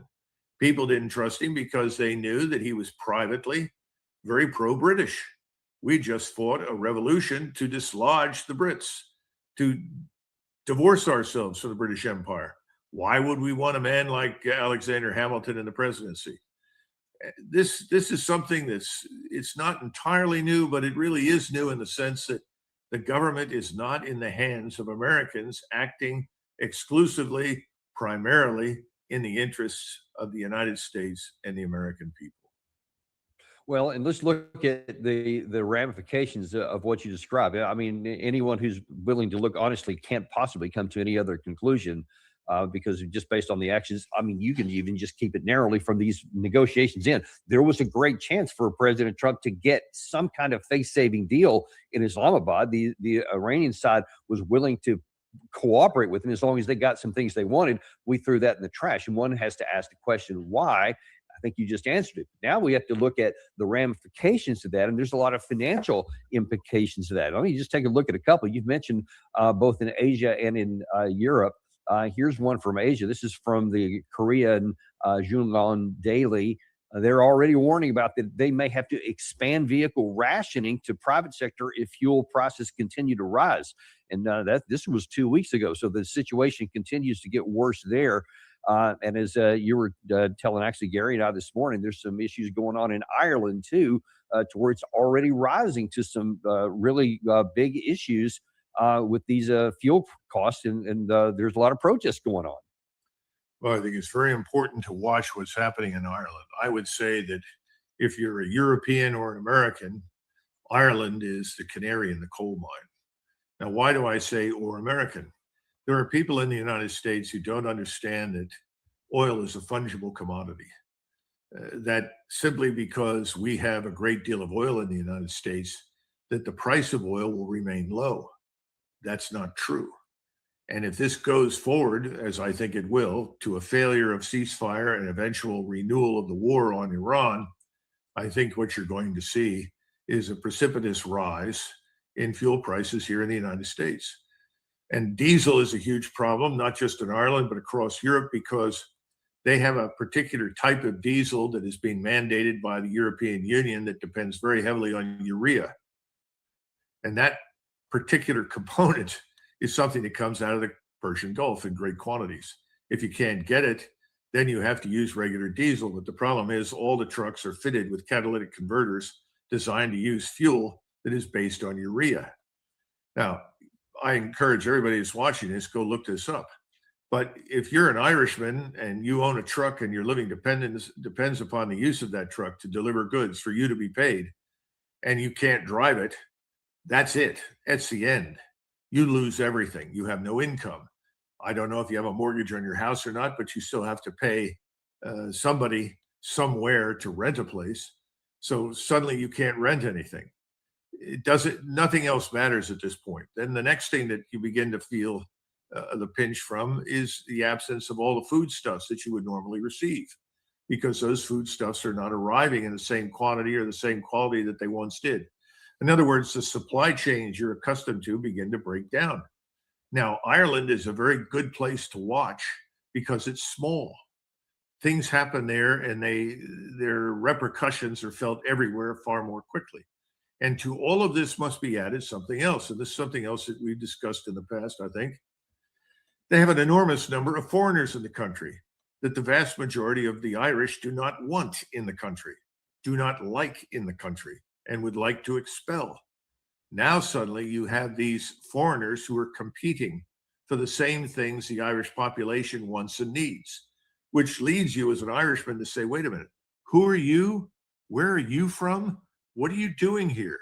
You're from a country 5,000, 6,000, 2,000 miles away, and you act as though you own it, that you have a right to be in my country. That's when things get very ugly. That's when internal unrest races out of control. And at some point, Irish soldiers and Irish policemen who are trying to maintain order are going to have to make a decision. Whom do I protect? On whose side do I stand? Do I stand with the Irish, which is what I am, or am I going to run around and try to protect foreigners? This is why in 1929, 30, and 31, Herbert Hoover, as president of the United States, deported 9 million Mexicans. He didn't deport them because he disliked them. He deported them for the following reasons. Number one, most of them were holding jobs that were now needed by Americans. Number two, he knew that if he did not get them out of the United States, they could become objects of violence. In other words, they could be the recipients of what I just described potentially happening in Ireland. In fact, I think it's already begun. And he didn't want to see that. So he said, send them home. When things get better, they want to come back legally, we can make that work. But right now, we can't We can't tolerate this. Americans need those jobs. So watch Ireland, watch carefully across all of the sectors of that country. That's the microcosm. You're going to see it happen eventually in France, in Germany, in the North European countries, especially in Italy, Spain. All of these countries are dealing with huge numbers of people inside the country who are not native to the country. They are not indigenous. They are, in most cases, not even citizens. This is a big problem. So let's watch and see what happens there, because at some point when things get tight here, we're going to see something similar here in the United States. But the last point here, sure, everyone listening to this, like you and I, we have all lived in a period of unequaled abundance. We grew up in a world where there was abundance of everything, abundance of food, abundance of heat, abundance of housing. That's changing. We're moving from abundance to scarcity. We've only just started. It's going to get worse. How are we going to deal with that? And I think that's what President Trump ought to be thinking about. Not Iran and not Israel's national security interests, whatever they may be. Israel is going to have to take care of Israel's interests. We have to take care of ours. And we, like the Europeans, need to get rapidly out of this war, put an end to it, and try to restore normalcy as quickly as possible.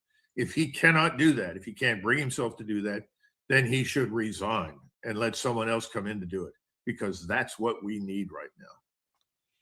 Well, I certainly couldn't argue any of that because I mean, just the contours are all over the place. We just talked about them. I mean, we can't sustain our missile fire. We didn't even talk about that today. But you know, with our interceptor missiles, the PAC-3s, the THAADs, with our offensive missiles, the JASSMs and the Tomahawks, and then just wear and tear on our aircraft. I mean, you just can't do that for an extended period of time. Then the same thing on the ship crews, et cetera.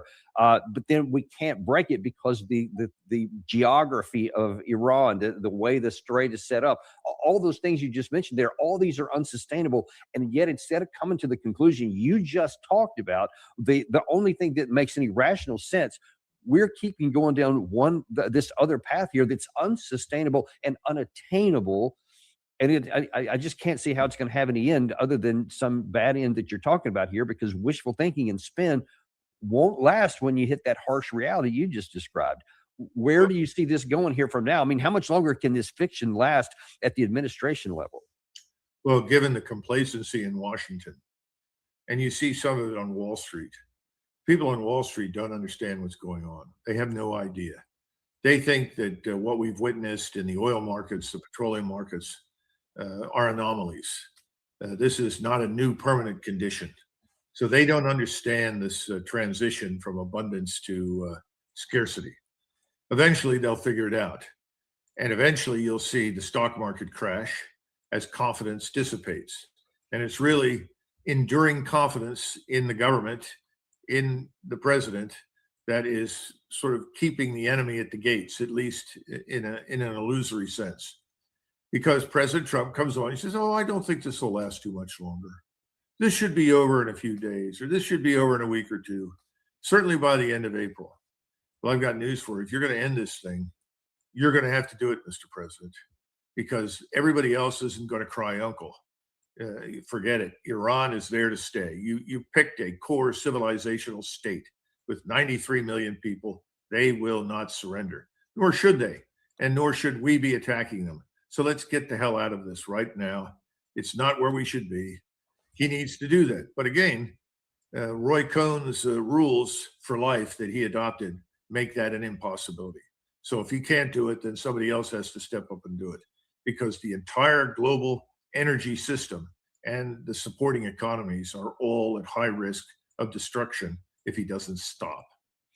And you know, you just said it there that President Trump keeps saying, oh, you know, it'll be over by the end of the month or whatever. And you see, based on his words here, this is the price of oil. It's now gone down below $100. It's continued on the words that he said here. You saw that headline that Gary just showed you about you know, the banks are saying, yeah, don't worry about it. Everything's fine. We're resilient. It's not going to be a problem. And that makes people think, oh, okay, cool. And then they'll listen to Jack Keane. They'll listen to Lindsey Graham. They'll listen to Mike Pompeo. And then they're not going to be concerned about anything. But I mean, in a certain sense, I argue that these positive headlines here are actually dangerous for us and are going to lead us into the very areas of make it more likely we get into this era of scarcity that you just described as opposed to less likely. They maintain the illusion. And as long as the optics are good, President Trump is happy, but the optics are not going to get you through this. We're in a real trouble right now. It reminds me again of Thomas Mellon. He was the Secretary of the Treasury in 1929. And in June of 1929, he gave a famous speech and told everyone we live in a period or an era of unbroken prosperity. Everything is fine. And what was he doing at the time? He was liquidating all of his stock holdings, converting everything that he could into gold and cash, and getting out of all the markets. And here was the Secretary of the Treasury who was doing that, telling everyone to relax. Things are just fine. They're not. And I'm telling everybody the same thing right now. So we'll see. I still hope that President Trump will see himself as first and foremost the president of the United States and recognize that he has his obligation to shelter, to protect, and feed the United States and its people first. Let's certainly hope that because the alternative is pretty dark, and I hope we don't have to find out. I'd hate to see the Ireland microcosm turn into our bigger problem here, but I think that's out there if we don't heed some of your warnings here. But thank you very much for coming on today, Doug. We always really appreciate it. And remind people to go to the McGregorWarrior.substack.com to where you can keep up with Doug on a daily basis. He talks about what's going on here. He's got a lot of great stuff there already. Appreciate you, Doug. And also, just to let you know, we've got Patrick Henningsen coming up in about an hour from now. And then we're going to have another good show with Commodore Steve Germany, who's going to be looking at the economics of this in a lot more focused area here, in addition to the Strait of Hormuz, because he has combat experience in some of these things right here on naval ships. But he's also got some issues that you definitely do not want to miss on the economics of this and where we could go if this war lasts much longer. Do not miss that today at 2 p.m. and 3 p.m. on the Daniel Davis Deep Dive. See you then. You know, I don't try to talk you into buying gold or tell you how to run your stock portfolio, but there is a way you can help us. Subscribe, hit that like button, and share this with somebody you love.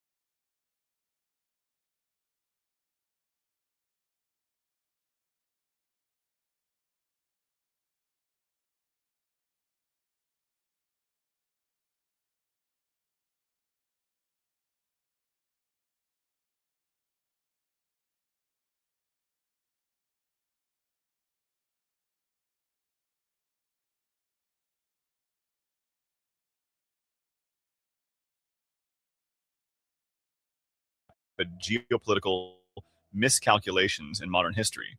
Donald Trump's so-called naval blockade of the Islamic Republic of Iran has already, just hours after its theatrical announcement, collapsed under the weight of its own idiocy and the sheer force of Iranian resilience.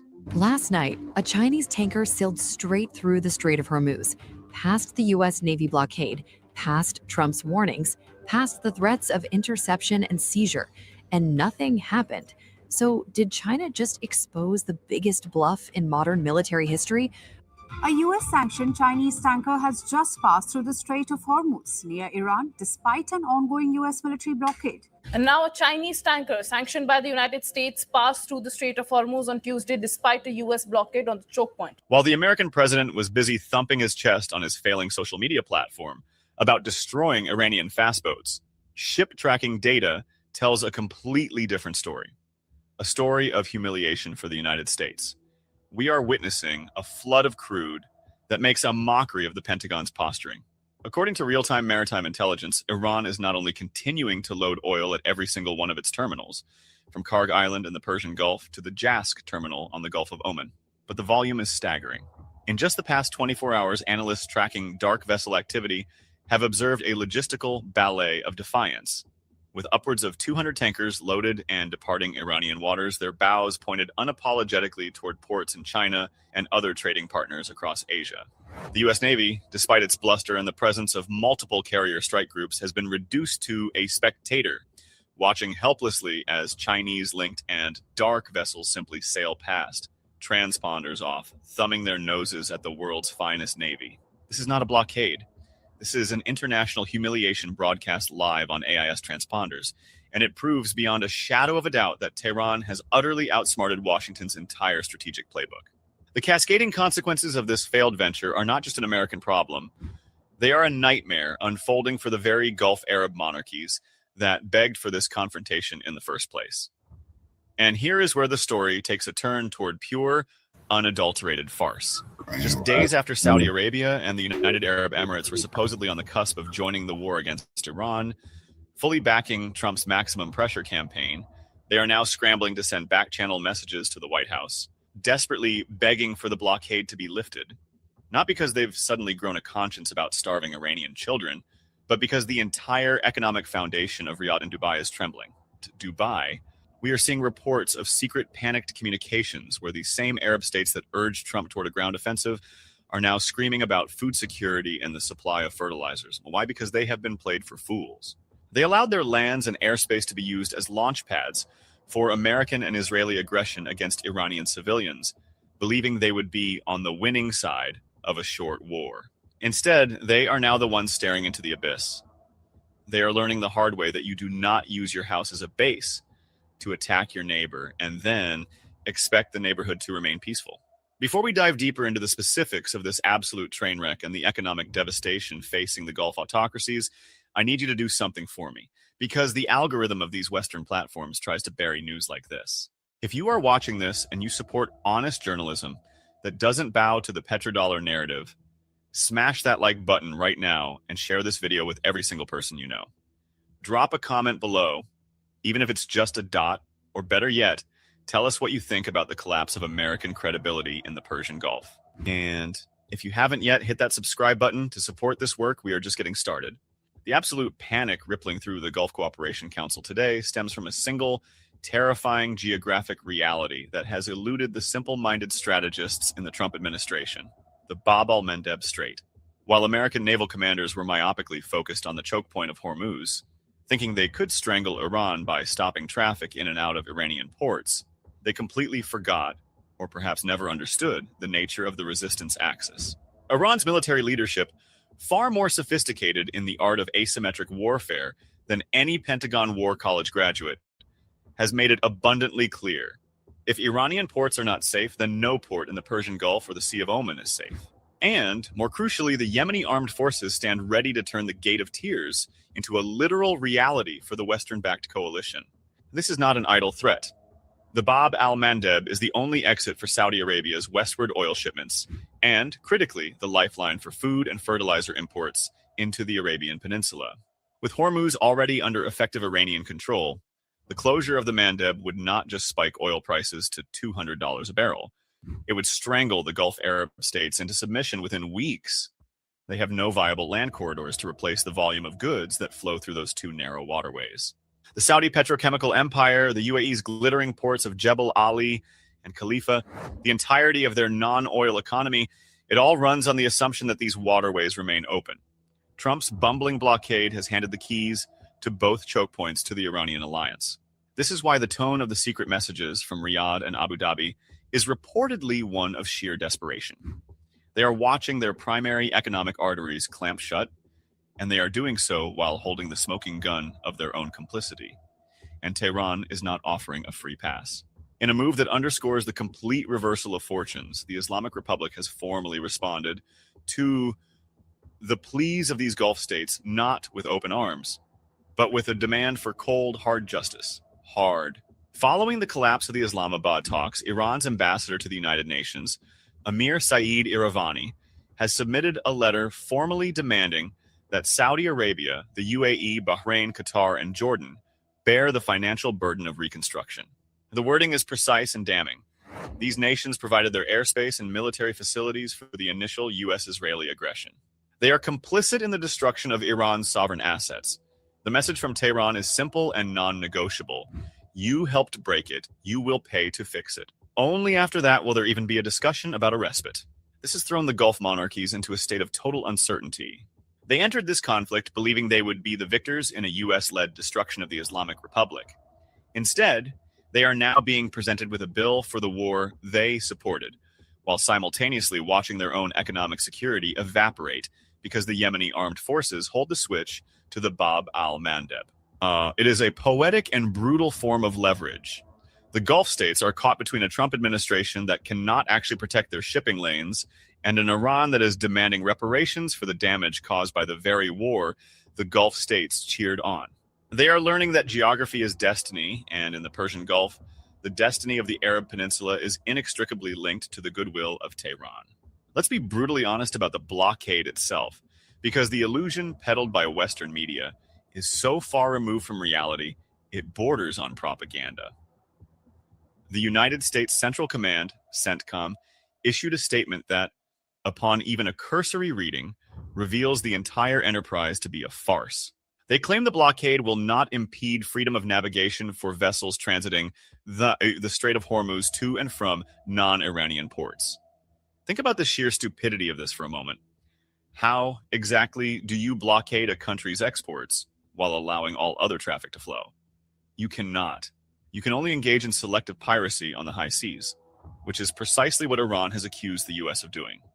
The data proves Iran's point.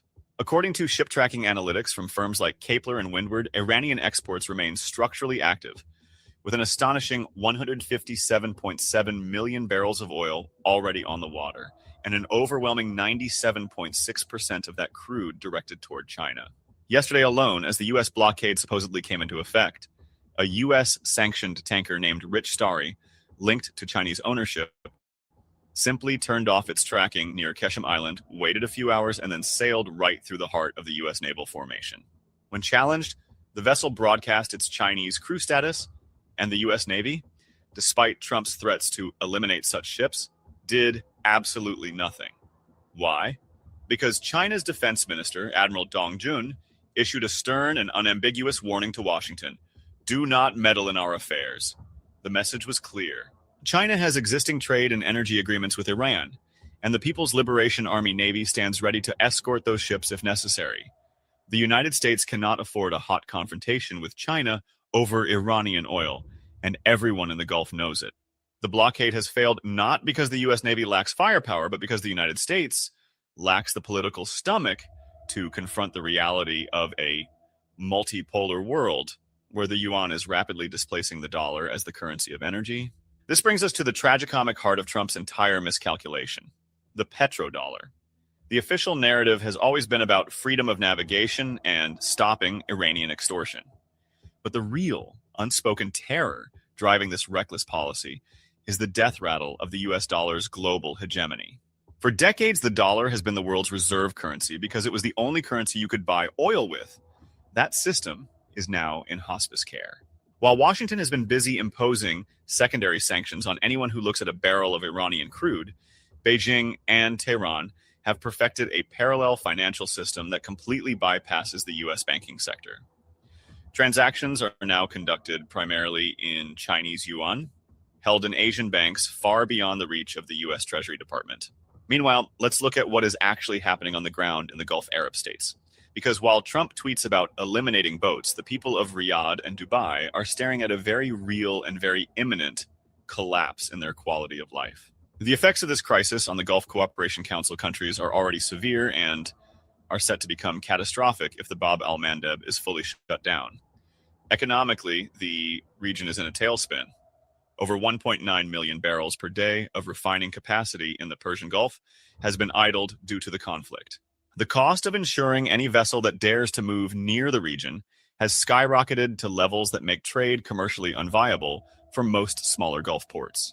The Saudi stock market is in free fall, and the UAE, which has based its entire post-oil economy on being the safe, stable hub for global trade and tourism, is seeing that brand image shattered in real time.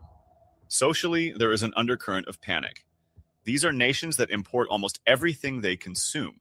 The massive supermarkets of Jeddah and Dubai rely on a just-in-time shipping system that passes through either Hormuz or Bab al-Mandeb. With Hormuz a contested zone and the Mandeb under the shadow of the Yemeni armed forces, the supply chain for basic foodstuffs and, crucially, fertilizers for the domestic agricultural sector is hanging by a thread. The Gulf states are staring down the barrel of a food security crisis they are utterly unprepared to handle. The fear of the Bab al-Mandeb closure is not hyperbolic. It is based on cold, hard economic metrics. The strait, which separates Yemen from Djibouti, handles roughly 12% of global oil shipments and is the primary conduit for European trade with Asia. But for the Gulf states, its importance is existential. Before the war, over 9 million barrels of crude transited the strait daily. That figure has already plummeted. If the Yemeni armed forces decide to escalate in retaliation for the US blockade, they can turn the waterway into an impassable zone with minimal cost, just as they did to Israeli shipping during the Gaza genocide. The International Monetary Fund has already noted a 50% collapse in trade through the Suez Canal, which is fed by the Mandeb. The alternative routes around Africa add weeks to shipping times and millions of dollars in extra fuel costs, costs that the Gulf economies, already reeling from the oil price shock, cannot absorb. The reason Saudi Arabia and the UAE are sending these secret, trembling messages to Trump is because they understand the math. They know that a full-scale conflict involving the Yemeni front will mean the total shutdown of their western seaboard, the petrochemical complex at Yanbu, the massive desalination plants that provide drinking water to Riyadh, all of it depends on the Red Sea remaining calm. The Trump administration, in its infinite ignorance, has placed the economic security of its Gulf vassals in the crosshairs of the Yemeni armed forces. And the Gulf vassals are only now realizing that their American master is not only unable to protect them, he is the one who pushed them into the line of fire. And let us not forget the sheer, unadulterated hypocrisy of the Western position on this piracy. The United States and Israel have spent the last month bombing Iranian infrastructure, assassinating civilians, and targeting economic facilities, all while the world watched in silence. They call it self-defense. But when Iran asserts its sovereign right to control the maritime traffic in its own territorial waters, and when it seeks to ensure its own economic survival against a declared act of war, it is suddenly world extortion. The Iranian parliament speaker, Mohammad Bagher Ghalibaf, perhaps put it best when he mocked American consumers on social media, telling them to enjoy the current gas prices, because with this so-called blockade, they will soon be nostalgic for the days of $4 a gallon fuel. This is not just taunting. It's a statement of fact. The United States has just blockaded a waterway that supplies roughly 20% of the world's seaborne oil, and it has done so while its own strategic petroleum reserve is depleted and while American inflation remains stubbornly high. The only thing this blockade is going to interdict is the American middle class's ability to fill their gas tanks this summer. Meanwhile, the Iranian military has made its position abundantly clear. Security in the Persian Gulf is either for everyone or it is for no one. They have unveiled a permanent mechanism for controlling the strait, and they have the geographic advantage and the asymmetric capabilities to make good on that threat. Subscribe and stay tuned for more updates as this story continues to unfold and as the Gulf states scramble to find a way out of the cage they built for themselves.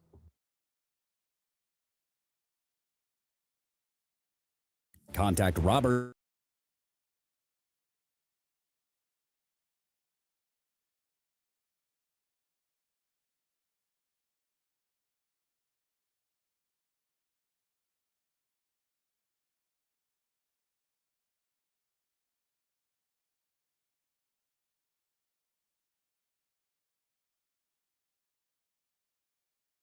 China is preparing to ship weapons to Iran. Well, if China does that, China's going to have big problems, okay? Whoa! And when Donald Trump says China, he means America. Exclusive, U.S. intelligence indicates China is preparing weapons shipment to Iran amid fragile ceasefire. Oh, they better not. And the sources say. Which source is it? Who cares what U.S. sources say? What does Mossad say? I only trust intel from the most moral intelligence in the world. Yeah, well, I don't want to hear from the immoral U.S. intelligence. I want to hear from moral people. So here's how CNN covered it. U.S. intelligence uncovered by the D.C. Bureau indicates that China is preparing for air defense shipments to Iran, possibly within weeks. This is according to sources familiar with the intelligence. The systems are these shoulder-fired anti-air missiles known as man-pads. That's what the sources are saying, and they're designed to target, as you said, low-flying aircraft, including U.S. jets. Similar weapons likely used to shoot down that F-15 last week, according to President Trump. Iran claimed at the time that it used a new air defense system. That was according to a statement from Iranian state media. Shipments might be routed, these sources are saying, through third countries to hide their origin. China obviously wanting to distance itself, certainly from any visible indication of providing weapons to Iran, considering that it has just been working the phones in recent days, including 26 calls from its foreign minister, Wang Yi, to regional allies and friends to try to defuse this situation. President Trump saying that Iran actually helped bring about this ceasefire. And of course, we are now hours away from these crucial talks that will be happening in Pakistan. This would mark a major escalation in China's support for Iran, sources say, if indeed this intelligence is correct, going well beyond the existing sales of dual-use technology that China has been providing to Iran throughout this. But we know that China has incentives to try to assist Iran in ways that does not harm its standing with the global community. Obviously, China is heavily reliant on Iranian oil. By some measures, they're purchasing 80 to 90% of the oil going through the Strait of Hormuz, up more than 1 million barrels a day. So trying to support Iran while maintaining deniability, these sources that my colleagues in Washington have spoken to say could be really crucial here. Iran might be using the ceasefire to replenish their weapons. Now, I want to read for you, because we do have a statement from the Chinese embassy in Washington, and I'm going to read it to you in full, what we've published. China has never provided weapons to any party to the conflict. The information in question is untrue. Goes on to say, as a responsible major country, China consistently fulfills its international obligations. We urge the U.S. side to refrain from making baseless allegations, maliciously drawing connections, and engaging in sensationalism. We hope that relevant parties will do more to help de-escalate tensions. Obviously, we know, Polo, that Russia has been providing much more significant military support than dual-use technology, even going so far as to provide Iran with intelligence of targets that they could strike across the Middle East. If this is true, if what my Washington colleagues have reported from their sources is correct, certainly it would seem that the help coming from China is much, much more than was at least originally believed. But again, a very firm denial of this reporting from the Chinese embassy in Washington. Why? I thought that Russia was severely weakened by the heroes of Ukraine that are dead, all dead now, that are really our spec ops people. And I thought that, aren't we escorting the oil to China for China because of, right? So all the insurance won't go through the roof. So how's that going to affect that? These are all good questions, Kurt. What's happening? Reporter, here's Trump being asked, China is preparing to ship weapons to Iran. Trump, let's listen what he says. China is preparing to ship weapons to Iran. Well, if China does that, China's going to have big problems, okay? Whoa! And when Donald Trump says China, he means America. Yeah. America's going to have big problems. China's sending weapons. I beat China every day. China's a servant of mine. Why is China going to have big problems, Trump? Is it because Israel has blackmail on Xi Jinping? No, well, then I guess it's just going to be our problem then, huh? So here is here's what Trump has to say. But, Mr. President, just to be clear, you said the other day that any country that supports Iran and sends military equipment to Iran will face a 50% tariff if they try to bring products. Did you refer to China? Did you mean China? Yes, and other people, but yes, China too. Okay. If we find that China, because I hear news reports, so a news report doesn't mean much to me because they're so fake, but I hear news reports about China giving the shoulder missiles, what's called the shoulder missile, anti-aircraft missile. I doubt they would do that because I have a relationship and I think they wouldn't do that, but maybe they did a little bit at the beginning, but I don't think they would, anyone know. But if we catch them doing that, they get a 50% tariff, which is a staggering amount. That's right. Trump doesn't believe those fake news reports about China giving him. He waits to see what Lutnick says. Why would? So is Trump getting the same news I'm getting? Is that what I'm to take from that? I guess. I don't know if they are. Maybe they are. Oh, by the way, maybe aliens are real. The shit that's coming out of the White House is crazy now, dude. So here's from New Direction Africa. It says Chinese Defense Minister Admiral Dong Jun said today, boy, they got some good names. We have trade and energy agreements with Iran. We expect they have that Belt and Road Initiative, right? So that they're investing in Iran. They've already invested in Iran. He says, we have trade and energy agreements with Iran. We expect others not to interfere in our affairs. The Strait of Hormuz is open to us. This is a direct response to the U.S. naval blockade on Iran. China is not asking. China is stating.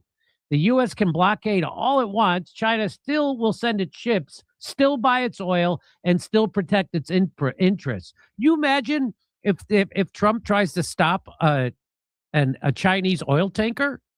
He's not. They're escorting them. So that's all a nonsense thing about China. Nonsense. America's warships are going to escort China's oil to them, as they've been doing, which is kind of embarrassing.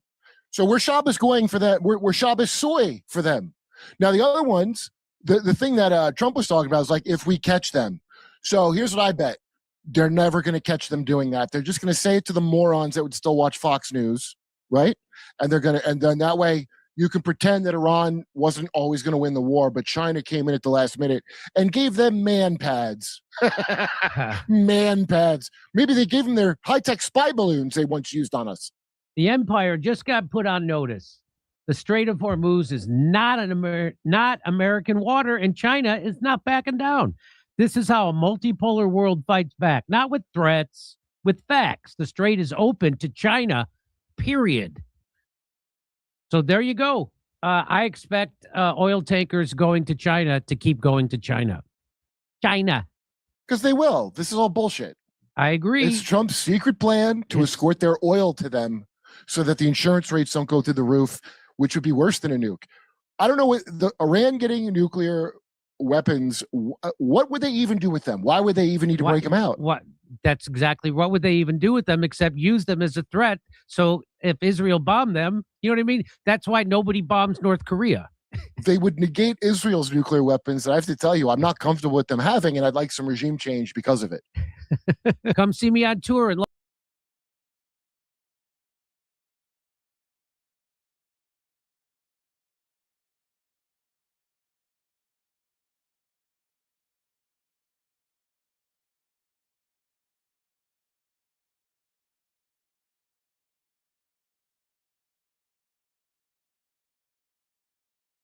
people. Speeds. Do you know which stealth monster hides in the Gulf? The unmanned surface vessel Yamadi is an absolute marvel. This fast speedboat can completely change the current power equations. The precise design is perfectly ideal for asymmetric warfare tactics. The name comes directly from deep religious beliefs in Iran. This boat symbolizes the pure power of the naval forces. Its main goal is confronting massive ships of hostile navies. This seabird can enter battles without any human presence. The exact length of this boat is nearly 12 meters. The total width of its hull is roughly 3 meters. The overall height of this unique vessel is quite low. These small dimensions make detecting it on radar very difficult. The total weight of this vessel equals roughly 6 tons. Its calculated draft is measured at exactly 65 centimeters. This shallow draft allows very easy movement in coastal waters. Therefore, the boat can maneuver along shorelines with high speed. 2 very powerful engines are located inside this small boat. The power of each engine is 660 horsepower. This immense power is absolutely essential for reaching high speeds. The propulsion system is fully optimized for harsh marine environments. The top speed of this vessel reaches 50 naval knots. This rapid speed equals 92 kilometers per single hour. Moving with such acceleration makes tracking the boat extremely hard. Escaping from this fast vessel is almost impossible for warships. The hull of the boat is made from special composites. These modern materials sharply reduce the radar cross-section area. Stealth features ensure adversaries cannot realize its fast, close approach. Remaining hidden in open waters provides a massive strategic advantage. The history of this boat dates back over 10 years. Initially, it was designed as a regular 2-person patrol. Then Iranian engineers transformed it into an unmanned surface vessel. This operational change doubled the overall capability of naval forces. It was unveiled first during the Great Prophet 5 exercise. This military drill took place within the Persian Gulf waters. The presence of this vessel amazed many global military experts. The clear message was complete readiness for any future battles. During another drill, the masterpiece of this vessel was seen. A massive replica of an American aircraft carrier was built. The Ya-Madi boat rushed toward this replica very rapidly. The heavy collision created an incredibly massive and destructive explosion. The navigation of this boat is done completely remotely always. An operator can easily guide this vehicle from the shore. Also, guiding it from other larger ships is entirely possible. This remote system maximizes the overall safety of friendly forces. The main application is performing suicide operations against hostile targets. This boat, loaded with explosives, is a large moving bomb. The sturdy hull of warships remains weak against this destruction. This specific strategy heavily increases war costs for invading forces. Besides suicide operations, this boat features very lethal offensive weapons. 3 rocket launch stations are located at the front section. Usually, destructive Falak rockets are fired from this agile vessel. These flying rockets can inflict heavy damages on rival equipment. Some military sources claim this boat can carry guided missiles. A medium-range anti-ship missile could sit upon it. However, using unguided rockets is much more common for it. Combining rockets and explosives completes the total combat operational efficiency. The production line of this boat is completely domestic today. These vessels are mass-produced in incredibly high numbers constantly. Thousands of these small boats belong to the naval fleet. Their continuous production shows the strategic importance of this weapon. The main tactical approach uses very fast and swarming attacks. Many different boats attack a single target at one time. No defense system can destroy all of them together easily. This clever method completely neutralizes the defense of large warships. Another very special ability of this vessel is high stability. This boat can easily move through extremely rough sea waves. Its engineering design maintains perfect balance among the turbulent waters. Therefore, harsh weather conditions will never prevent upcoming military operations. This unique vessel is considered a fast surface effect boat. This advanced technology sharply reduces hull friction with the water. By utilizing this method, fuel consumption becomes very highly optimized. The boat will literally fly over water with amazing speed. These specific equipments are designed based upon asymmetric warfare doctrine. In this combat type, the weaker side wins through innovation. Cheap local boats heavily threaten extremely expensive foreign military ships. This sheer creativity changed the power balance in the region. Controlling the Hormuz Strait is very important for all countries. Fast vessels like this are main guardians of this waterway.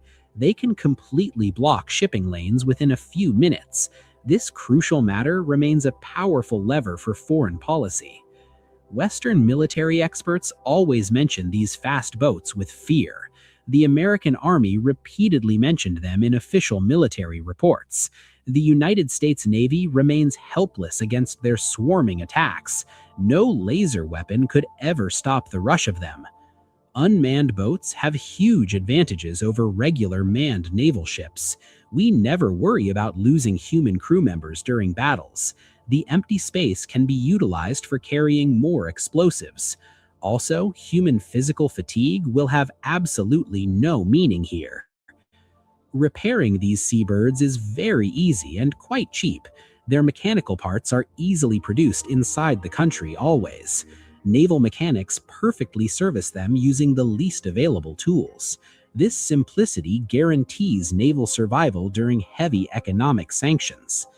The presence of these boats creates intense psychological warfare absolutely. Foreign sailors are always terrified of sudden and unexpected attacks. The loud engine noise makes their whole bodies tremble constantly. This continuous terror completely destroys the mental focus of rivals. Continuous upgrade of this vehicle remains an absolute priority today. Using artificial intelligence for guiding these boats is currently evaluated. In the future, direct human control will not be needed. The boat itself finds the target and crashes into it. Westerners have recently made very interesting claims about this vessel. They claim Yemeni forces also utilize this specific military technology. Recent attacks in the Red Sea show copying from Iran. However, Iranian officials always strongly deny sending these weapons directly. Ultimately, this unmanned boat remains a massively great national achievement. This vessel completely expanded the defensive technological borders of Iran. Southern seas are much safer now with these silent guardians. The long history of naval battles will never forget them. Hello? Whoa. Mama Gorgon 85 lives here? Yep, that's my mom. The absolute legend.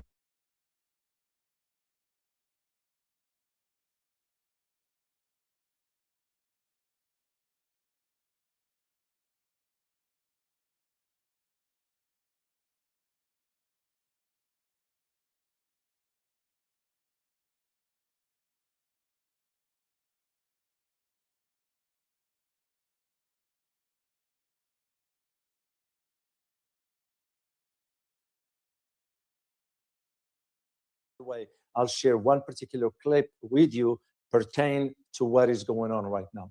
So far, the reports coming out of the IC, which have been declassified, not in its entirety, of course, indicates that China is preparing to deliver some new air defense systems. Specifically, I have a picture of this fire shoulder missiles right there. This is exactly what the U.S. intelligence agency is saying. And this shoulder fire anti-air missile system is known as MANPADS. It's going to be delivered to Iran in the coming weeks. By the way, China has been sharing some really specific key information pertaining to the missile technology and the chips involved in the missile technology, which, by the way, to my knowledge, found out that these particular chips China's been sending, those are so crucial for the pinpointing accuracy regarding the missile trajectory. Yeah, it's geopolitics. What do you expect? Is China doing something different than what we've been doing before? No, except that, oh, China can do it, but we can't. That doesn't make any sense. Suffice it to say, two sources indicating that Beijing is working to route these shipments through a third party. And again, I'm not going to get into that. What I'm going to get into is to why is this significant? You need to understand this, because this idea of the qualitative escalation regarding the Chinese support, we move in now beyond just the satellite coordinates and so forth to a really, for example, the solid fuel that is crucial for the ICBMs. Guess who's providing that to Iran? It's China. We're talking about chips. Guess who's providing that to Iran? It's China. And this is why the Chinese companies continue to sell Iran sanctions, the dual-use technology. They have an agreement. And as a matter of fact, the Chinese Foreign Ministry now issued statements regarding this delusional U.S. initiative of blockading the Strait of Hormuz. So the Chinese government directly transferred this kind of weapons, and by doing so, will mark now a new level of assistance. And this, again, it's so crucial. Why so crucial? Because this is a direct threat to U.S. aircraft. As a matter of fact, the F-15, the downing of the F-15, the targeting of the F-35s, it was because of the technology that China shared with Iran, not that Iran didn't develop its own. I just want to put that. What you need to understand is that the MANPADS, those ones here, the MANPADS are portable air defense missiles that pose now persistent threat to a low-flying U.S. aircraft, which has been for the last few weeks, by the way. And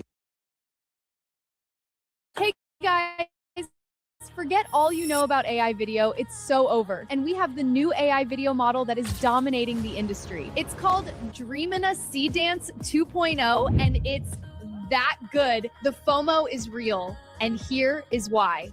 Let's dive in.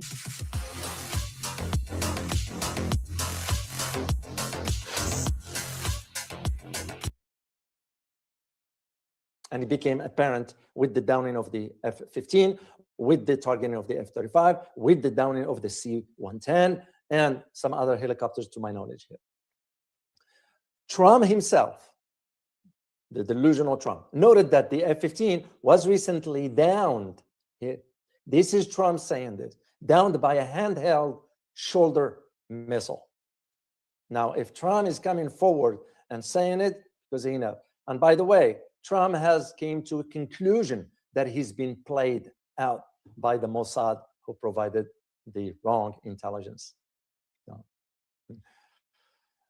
However, what Donald Trump wanted to not disclose, or let me rephrase this, what Donald Trump wanted to sort of manipulate the statement by saying half of it true and half is not. The other half is that, oh, by the way, this handheld shoulder missile, it wasn't Chinese. This is what Trump's saying. Yeah, whatever. Why is this important also? Now you need to understand this, how it could complicate now the relationship between the US-China relations. And of course, the statement by Donald Trump to blockade the Strait of Hormuz in light of his upcoming trip, if ever happens, to China, it's going to be now very, very, very crucial, because what Donald Trump is saying, oh, I am warning those countries of consequences. If, and I quote here, if China does that, China will have big problems, okay? End of quote. This is how Donald Trump has talked, to the point that he went and threatened China. Are you out of your mind? This is not about being scared of China, whatever. I mean, you couldn't defeat the Houthis. And now you see the damage Iran is causing. And you want to take on China? You got to be out of your mind. And this is where the upcoming meeting or summit between Donald Trump and Xi might not happen, because the timing, it's very, very crucial at this moment. But one thing that is important is that Chinese strategic calculus. Don't be surprised. I'm not surprised at all. We do the same. I mean, look what we've been saying.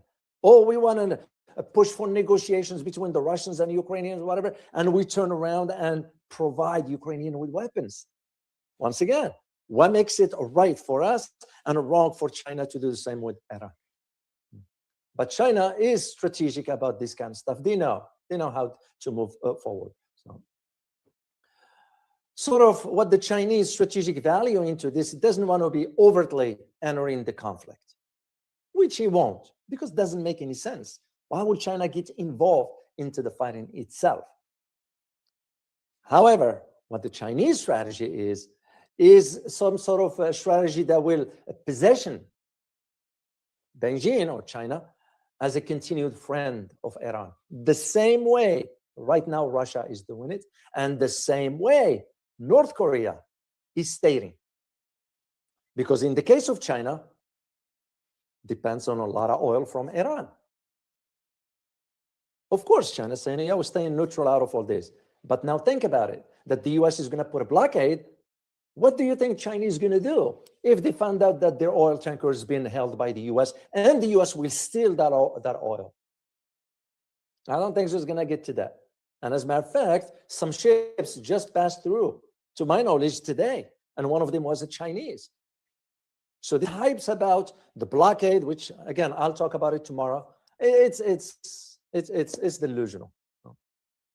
So what China's doing strategically is going at it on both ends.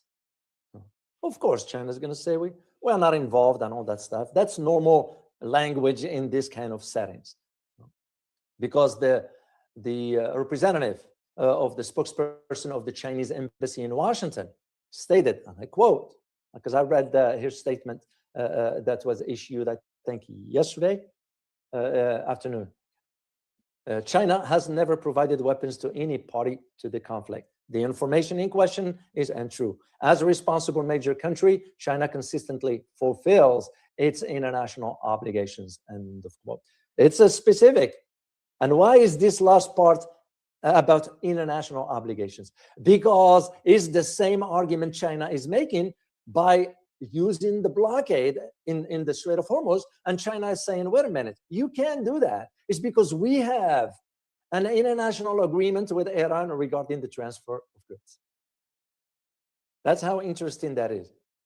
And this development now sits at the really intersection of the US-Iran conflict, the US-China trade war, and of course, the fragile West Asia or Middle East ceasefire, because there is no ceasefire so far. It's held in by threat. And there are those analysts that are saying, oh, if confirmed, okay, we'll go with that argument. And if confirmed, and we go with that, that argument that is, it will signal that China is willing to take the next step, is willing to take chance at rupturing the diplomatic ties with Washington, because what would you get out of it? Especially now when you consider the two main events that happened in China. One of them has to do with the visit of the Spanish Prime Minister, Pedro Sanchez, pivoting to Asia. And the second one, the opposition of the KMT party in Taiwan. She just visited Beijing and had a meeting with President Xi. Read between the lines where this is going. And that is exactly why, to China, it's making sure to preserve its strategic relationship with Iran. So important, because Iran is going to come out at the top once the dust settles on this. Like I argued before, we might not see it this year, we might not see it next year, but you will see it eventually, is that the end of Israel and the US dominance in the region, it's going to be at the hand of Iran. In other words, Iran is the one that is going to end this dominance once for all. And in this case, be on the lookout for what the Gulf Arab state is going to be doing, Arab Muslim countries is going to be doing. And this is why China might not do things directly, doing it through intermediary countries. It's a common practice. We do it in different ways, because China understands the dynamics. And with this leads us to ask the key question. Is this part of the reason why the US got shocked and surprised that Iran is willing to continue the war with it and with Israel? I think the answer is yes. The Chinese weapon pipeline is almost certainly a factor. I'm not saying that's the only factor, but it's certainly a factor, among other several interlocking reasons, that Iran appears willing to hold firm moving forward. Because Donald Trump and his cronies were thinking that, oh, Iran is going to capitulate the moment we fly in our fighter jets and all that stuff. They're going to get scared and intimidated. That's the demise of empires, when they assume, oh, the highly mighty taking the highly mighty possession. Oh, they're going to bow to us. Turns out to be the reverse. And that's exactly where or how the Chinese manpad now is going to bolster Iran's resolve. And I'm going to talk to you briefly here as I move forward about the types of what Iran is sending. Those are not your deadly accurate types of manpads. And it matters militarily. Why? Because these systems really pose a serious threat to any low-flying US or Israel aircraft throughout whatever time. That is the harsh reality that Donald Trump now is coming to a grip with. because he's already he's in a panic mode behind closed doors. You don't see what's going outside. It's behind closed doors. The guy is freaking out because he realized what a trap Israel put him in. And of course, with what happened with Epstein files regarding his wife, that just add more fuel to the fire. And this is where Iran confidently is sure of, we don't care whether the ceasefire collapses or not. Well, all this doesn't matter to us.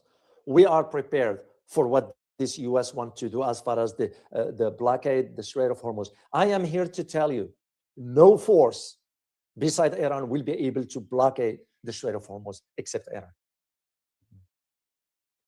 And that in itself, by having now Iran acquiring additional technology, two things: the solid fuel, that is very crucial to ICBMs, and the chips. There are specific types of chips that is used for the missiles Iran is using. And that in itself is inflicting now massive destruction and cost on the US air power. I will share a clip with you later on towards the end to tell you the exact figure, how much we have lost so far. We're talking about the value of the weapons that's been lost. And the other strategic way you need to look at this is that Iran is very savvy as to how many missiles it wants to use. Doesn't want to use everything, because the usage of these man-pads, let me put the picture for you here. The usage of these man-pads, could it be just as an opportunity for Iran to replenish certain weapon systems with the help of the key foreign partners? Remember, Iran is producing, to my knowledge, about 5,200 missiles per month. And I'm gonna, when I do the clip for you, because the detailing this from reliable sources inside.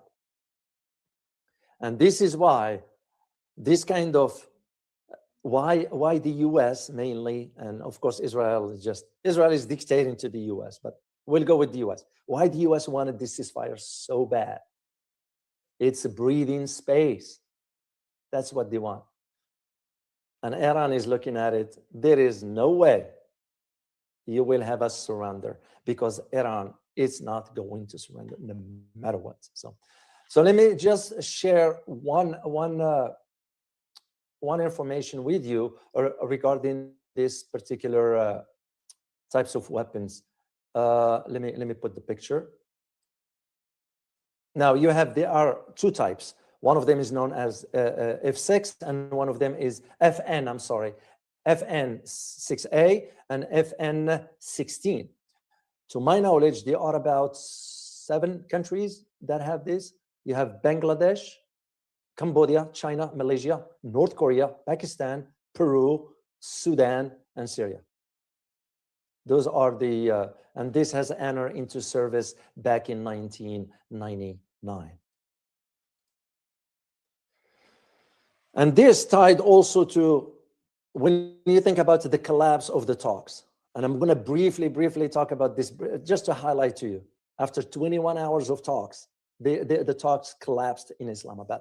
Islamabad, by the way, Pakistan is playing both sides. Pakistan went ahead and provided now the Saudis with some types of fighter jets, because Pakistan is under the thumb from both the US and Saudi Arabia, because Saudi Arabia asked Pakistan to repay the loans of $6.1 billion. Pakistanis don't have that kind of money. So what they end up doing, so Pakistan's kind of wishy-washy both sides. Let's just, but at the same time, Pakistan has to think in terms of its neighbor. And which neighbor I'm referring to? Iran. That is why it's very, very important. But that's not what I want to talk about. I want to talk about what J.D. Vance, the vice president, said right after the collapse of the talks. Here is what he said. And listen carefully, and I'm going to quote it for you. Vance said, Iran chose not to accept our term.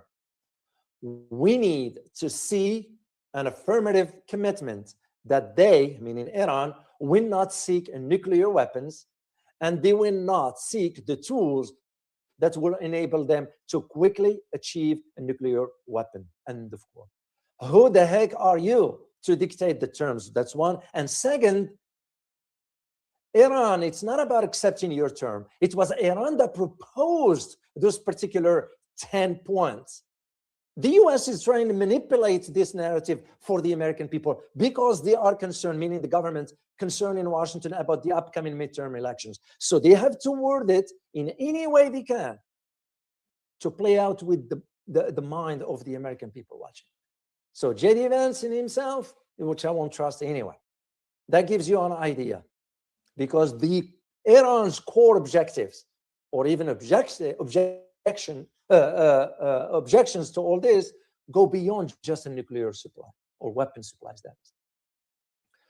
Nuclear program has been consistently rejected by Iran because they've been saying, well, the West is saying, the US is saying, oh, Iran is going to build a nuke. We are under threat because Iran could attack the US. All this was a lie. Iran had no intentions of attacking the US, was not thinking of attacking the US to begin with. And that is why Iran is saying, yeah, we can negotiate, except two things we won't talk about, the nuclear program and the missile technology. Simple as that. The other key term why the talks collapsed, of course, has to do with Lebanon and Hezbollah. And you all know the story with that, when Israel is going and bombarding the southern part of Lebanon, only now to have Marco Rubio going to Beirut and meeting with the president of Lebanon, which is, by the way, a puppet. You know, that's Aoun, his name is Michel Aoun, saying, oh, we're going to have the Lebanese military. No. Lebanese president is a puppet. Let me just tell you this straightforward. The other element has to do with the deep mistrust that exists between the US and Iran. And from Iran perspective, is rightly so. People in the streets in Iran are saying, this is not the first time we saw Iran negotiating with the Americans. And they are saying, the people inside Iran are saying, in their own way, to their government, be aware of past initiatives that didn't produce a lasting solution. I mean, think about it. And this is why the strategic logic of the misjudgment of Donald Trump thinking strategically, oh, it makes more sense to me to do what I did in Venezuela to Iran, just intimidate them and all that stuff.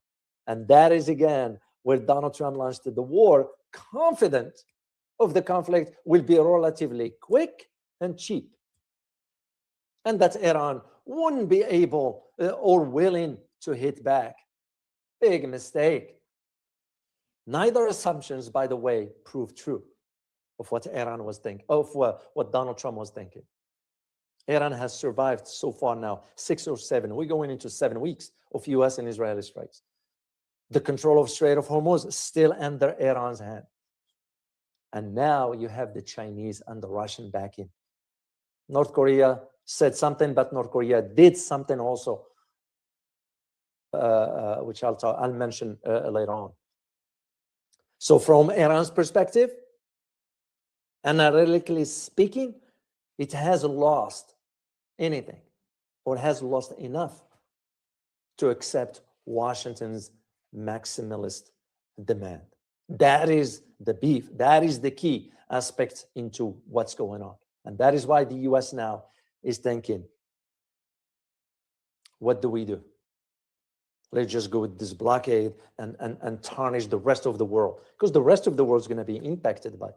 But the idea of we're going to just intimidate Iran and go and use a blockade, no, it's not going to work. And this is, again, to go back to my topic, where the Chinese see, because the Chinese, the way they think about it, like I said earlier, they don't see any reason, any strategic reason to enter into the war directly. That doesn't make any sense. It doesn't make sense. What they want to make sure is that Iran sees that China is standing by Tehran. Simple as that. So what's happened next? Now that we are, the talks are collapsed, and the US, Donald Trump the bully is saying, oh, I'm going to soon blockade ships from Iranian ports. The ceasefire status is a deeply uncertain. There is no ceasefire. It might be just on paper, but what's certain, however, is that the situation is escalating rapidly. And that is why it makes perfect sense for the Chinese weapons delivery to be more consequential if hostilities resumes. That's just part of the reality. So let me do a quick clip for you here. I'll do the translation because I want you to see the images. And those images, by the way, pertain to exactly what I'm talking about. And I give credit to TGR Plus. That's their clip. I'm not gonna play it for you because it's in Arabic. But what I'm gonna do is let you watch the images, but I'll do the translation for you. Basically, this is not merely a war unfolding in the Middle East. Rather, it is slowly taking shape, a scene that seems to redefine the very meaning of warfare. On the surface, it appears to be a blazing regional confrontation. Yet, Iran's downing of US military aircraft reveal what is truly transpiring behind the scenes, a narrative of silent international conflict in which major powers maneuver without openly declaring their presence, surreptitiously reshaping the equation of power and deterrence. Amidst the escalation military strikes against Iran, the prevailing belief was that its missile capabilities were gradually eroding under the pressure. However, recent analyses of shipping data have turned this hypothesis completely on its head.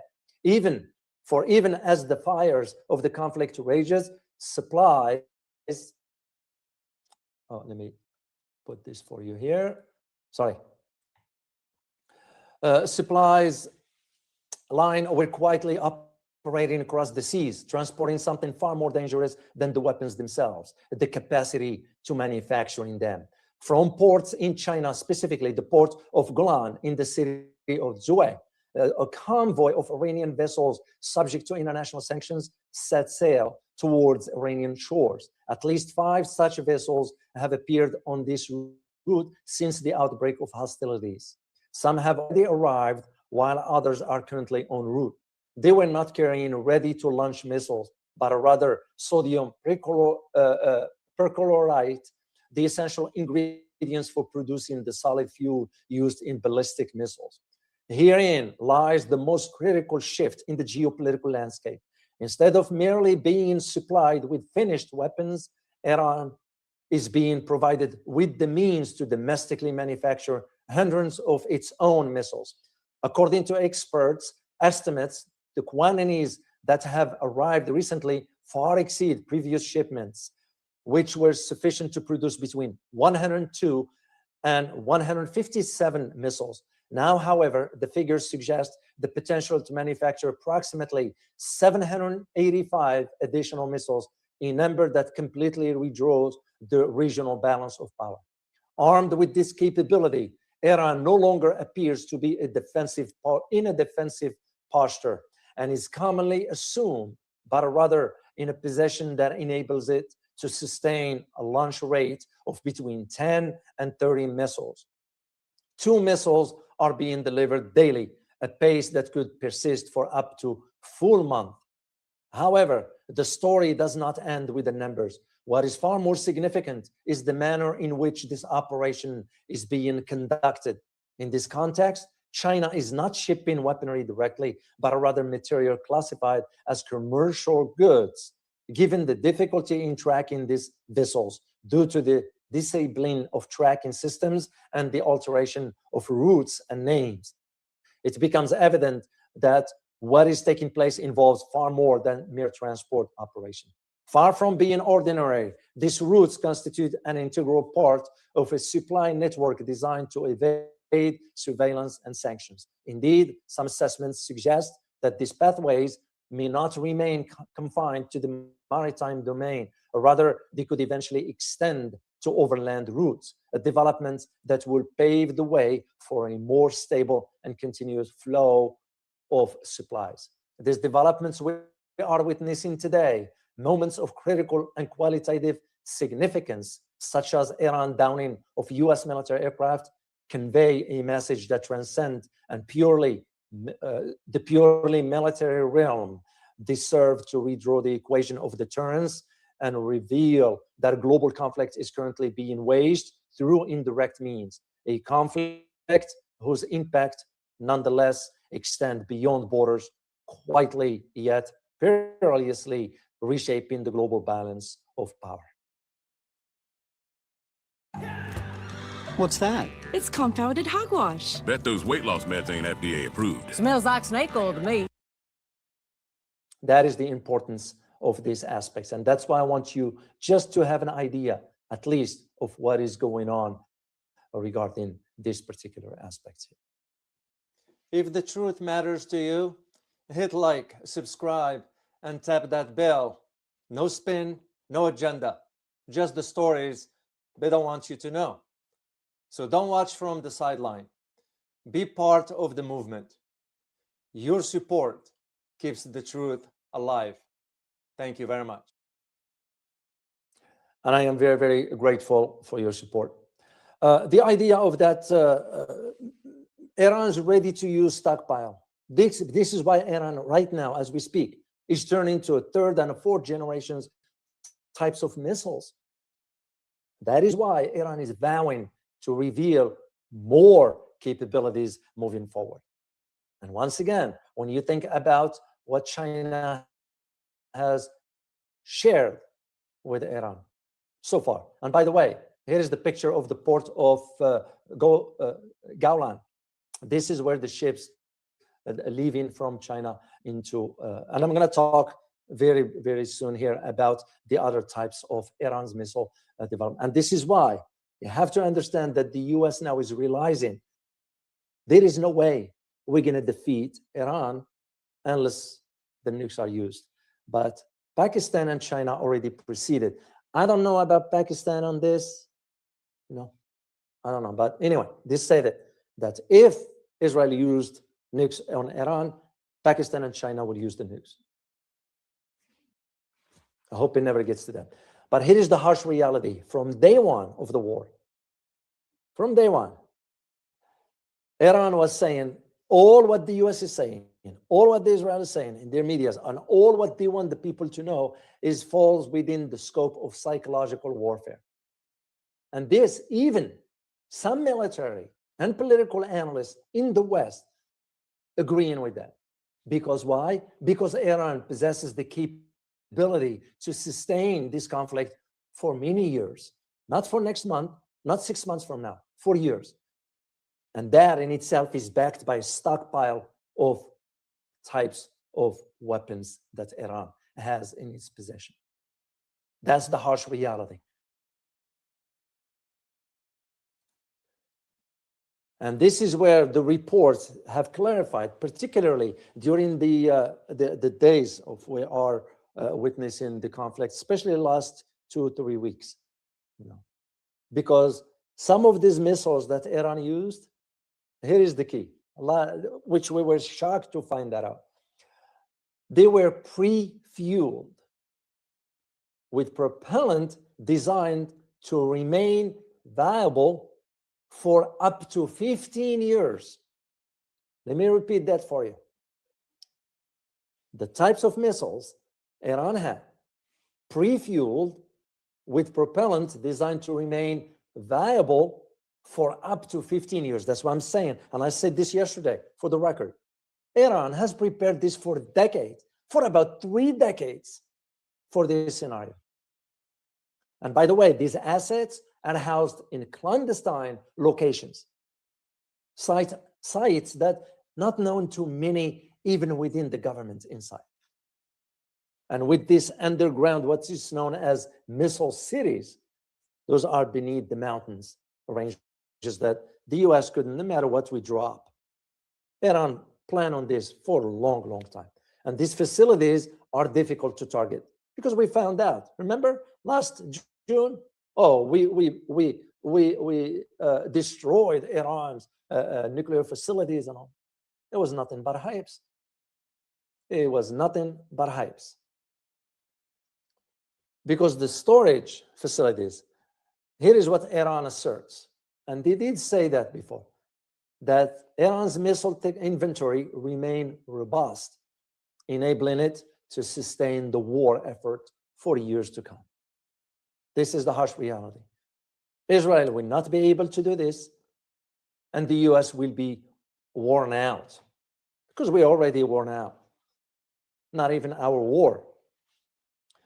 And regarding the launch platforms, specifically this reported by a variety of media outlets, oh, even Israel saying we destroyed them, the US said we destroyed them, none of that. The reality on the ground suggests that Iran's missile launching capacity remain undiminished. Imagine if you could turn any idea in your mind into a perfect, realistic photo. No Photoshop skills, no complicated editing. Just type what you want and the image appears. That is exactly what Dremina 4.0 does. And today I'll show you everything you need to create photorealistic characters, products, scenes, and even cinematic shots in just a few seconds.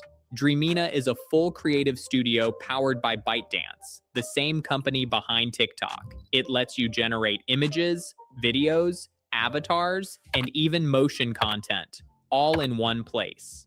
And the best part? You don't need to spend a single dollar. To follow along, I've linked Dremina in the description. Once you're signed in, you'll see a clean interface organized into 4 main sections: image, video, and avatar. What stands out is how well Dremina integrates with CapCut, the free video editor millions of creators use for TikTok and YouTube. You can generate content in Dremina and drop it directly into CapCut without switching apps, saving time and keeping your workflow smooth. Image generation. Let's start with image generation. This is where Dremina directly competes with compared to the past. So what has changed is the quality of the missiles deployed.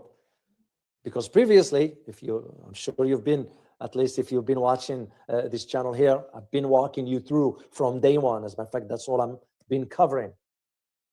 Even here in my overseas location, I found very important for the community to be aware of what's going on. So Iran launched larger quantities of missiles, relying primarily on the first and second generation models, not the third, not the fourth. Now, what Tehran is doing is transitioning to relying on the third and the fourth generation missiles. And these types of missiles and weapons possessing significant power destructive or greater power for destruction. Because the features of these warheads, by the way, weigh in no less than 1 ton, including cluster warheads. We saw what happened to Tel Aviv. I mean, when you look at images, the real images, it's almost like we're looking at Gaza. Of course, Israel is not going to allow that to be seen. The US will not allow that to be seen, but some videos or clips have been shared with many people around the world. But the idea of Iran using these cluster munitions, we're able to disperse in multiple submunitions or smaller explosive charges when they launch them, thereby inflicting massive devastation. And the 3 one that I want to bring you to be aware of is Khorramshahr, okay, Qadr, okay, and Imad. Very, very, very crucial, especially for Qadr. I want to tell you something quickly about Qadr. I had to read up the specs of it. A Qadr missile is one of Iran's, by the way, it was Iran's first generation long-range ballistic missile, which was sort of, there are too many variants of it, the F, the H, and S variants. And this, the length of this particular missile is about 17 meters and weigh between 15 and 17.5 tons. And its operational range goes between 1350 and 1950 kilometers. By the way, I give credit to that picture to the WA news agency. That's the important aspect of it. The other one is IMAD, which, by the way, Iran didn't use before, didn't want to. IMAD is a liquid-fueled medium-range ballistic missile known as MRBM, which was developed by Iran, and it was unveiled in 2015. It developed it as an advanced, highly precise, and maneuverable variant of Shahab-3. And its range is reported to be between up to 1,700 kilometers.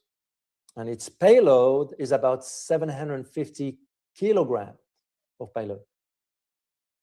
And that is why its maneuverability, a re-entry vehicle designed to bypass modern air defense systems like the Arrow 3.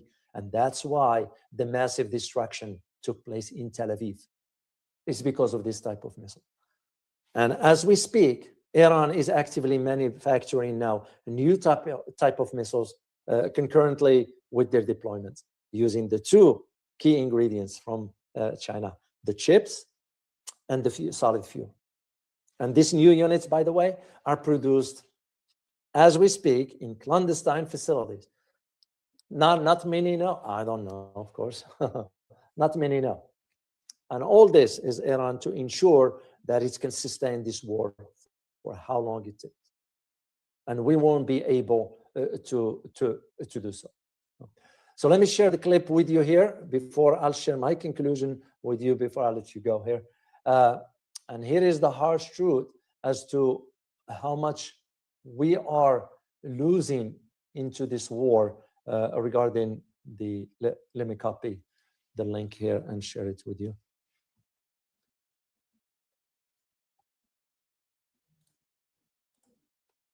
Okay, hold on a second. And it's in English, so I don't need to do a translation for you. Let me share it with you. There we go. Take a listen, please. Iran now total over $2 billion. 4 F-15Es, one. I don't know why Sorry. I don't know. The total aircraft losses for the U.S. in the fight against Iran now total over $2 billion. 4 F-15Es, 1 A-10 and Warthog, 1 F-35 severely damaged, 1 E-3 Sentry completely destroyed, 2 KC-135s completely destroyed, 6 additional KC-135s damaged, 17 Reaper drones, 3 HH-60 helicopters damaged, 2 C-130s destroyed, 4 Little Birds destroyed, and 2 CH-47 Chinooks. The total aircraft losses for the U.S. in the fight against Iran. Okay, I just want you and think, once what you heard, think about this man, Pat, because that is exactly what played the role into ensuring that China quietly supplying Iran. And this is where it comes to the shock of Donald Trump. He didn't expect this. So on tomorrow, when I do I'm going to be talking about the blockade regarding that. What Iran said already, Iran vows now to destroy U.S. naval assets. This is why U.S. naval assets, it's not going to get closer. There is another alternative geographically, if you look at the map, which I'll share with you tomorrow. It has to do with the Caspian Sea.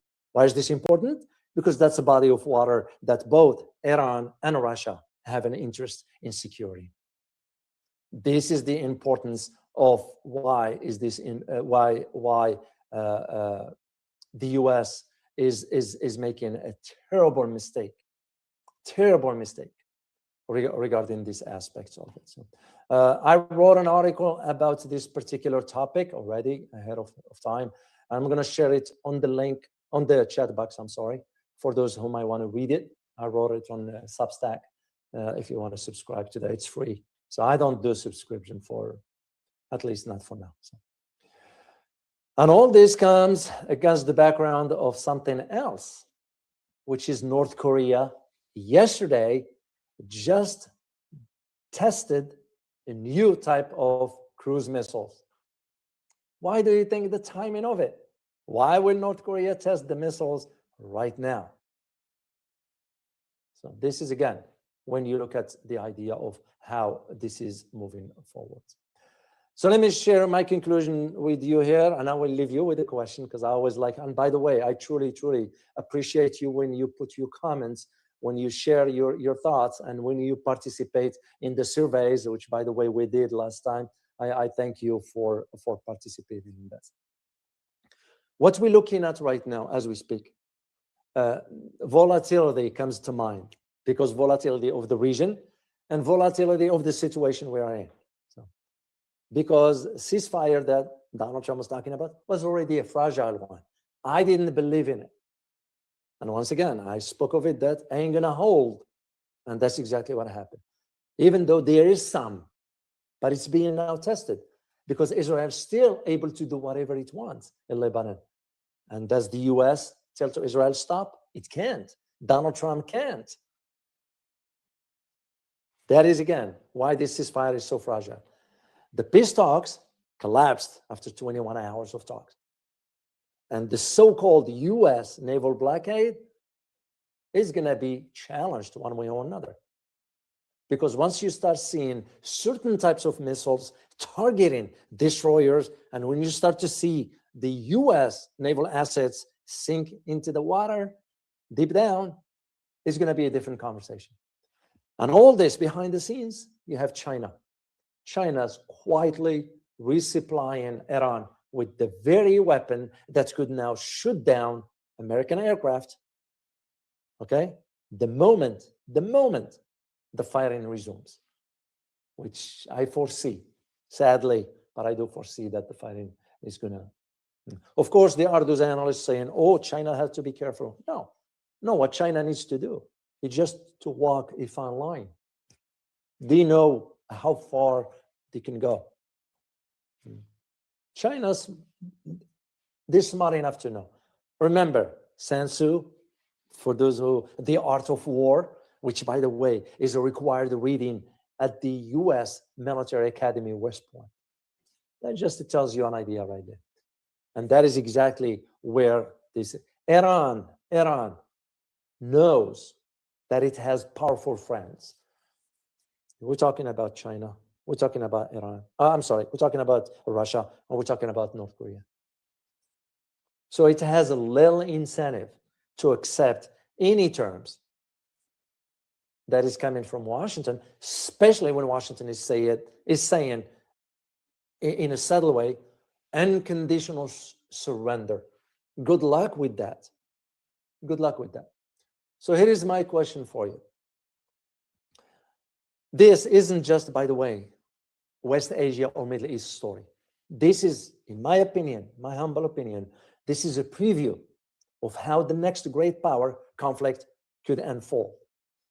Not with the direct, some sort of declaration of war. We declare war against you, China. We declare war against you, America. No, not that one. But through proxy weapons, the sending, the supply of weapons through a third party, back channel deals, and of course the strategic ambiguity, which what China is doing. Russia is doing that as well. We're doing that as well. You're looking now at the Strait of Hormuz. You're looking at global oil prices. You're looking at the credibility of American military power, whatever left of it, are all hanging in a balance right now. So in your opinion, and please leave me a comment if you feel like it in the comment section here. If China is truly arming Iran while publicly brokering peace, is Beijing some sort of playing both sides, double dealer right now? Or is it just a smart geopolitics that China is playing? Which way do you see it? And also, do you think that a ceasefire will hold?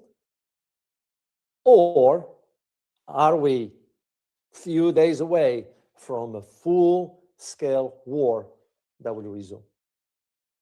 So please make sure to leave me a comment in the comment section. I will read your feedback.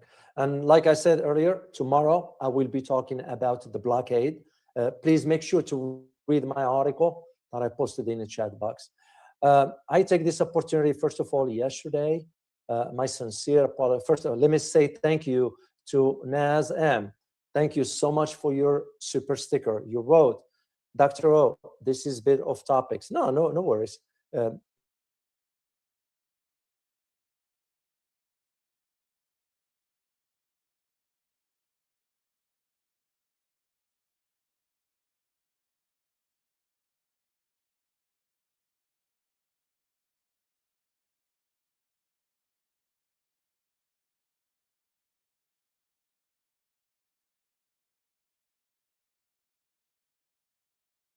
The US President Donald Trump has been humbled by Iran once again. That's because the deranged occupant of the White House is facing humiliation in the Strait of Hormuz.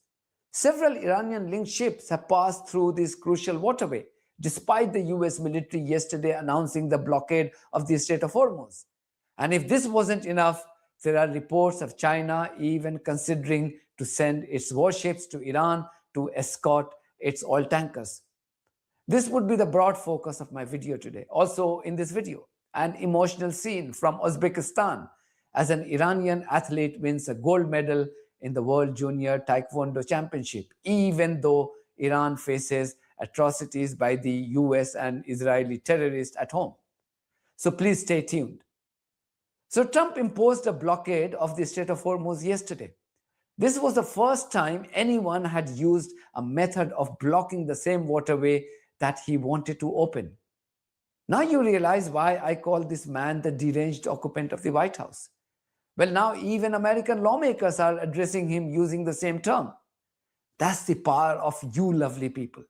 The popularity of this channel, all because of you, are making even American policymakers see the true colors of this man. But I'll come to this in a bit. Let's first return to the drama unfolding in the Strait of Hormuz.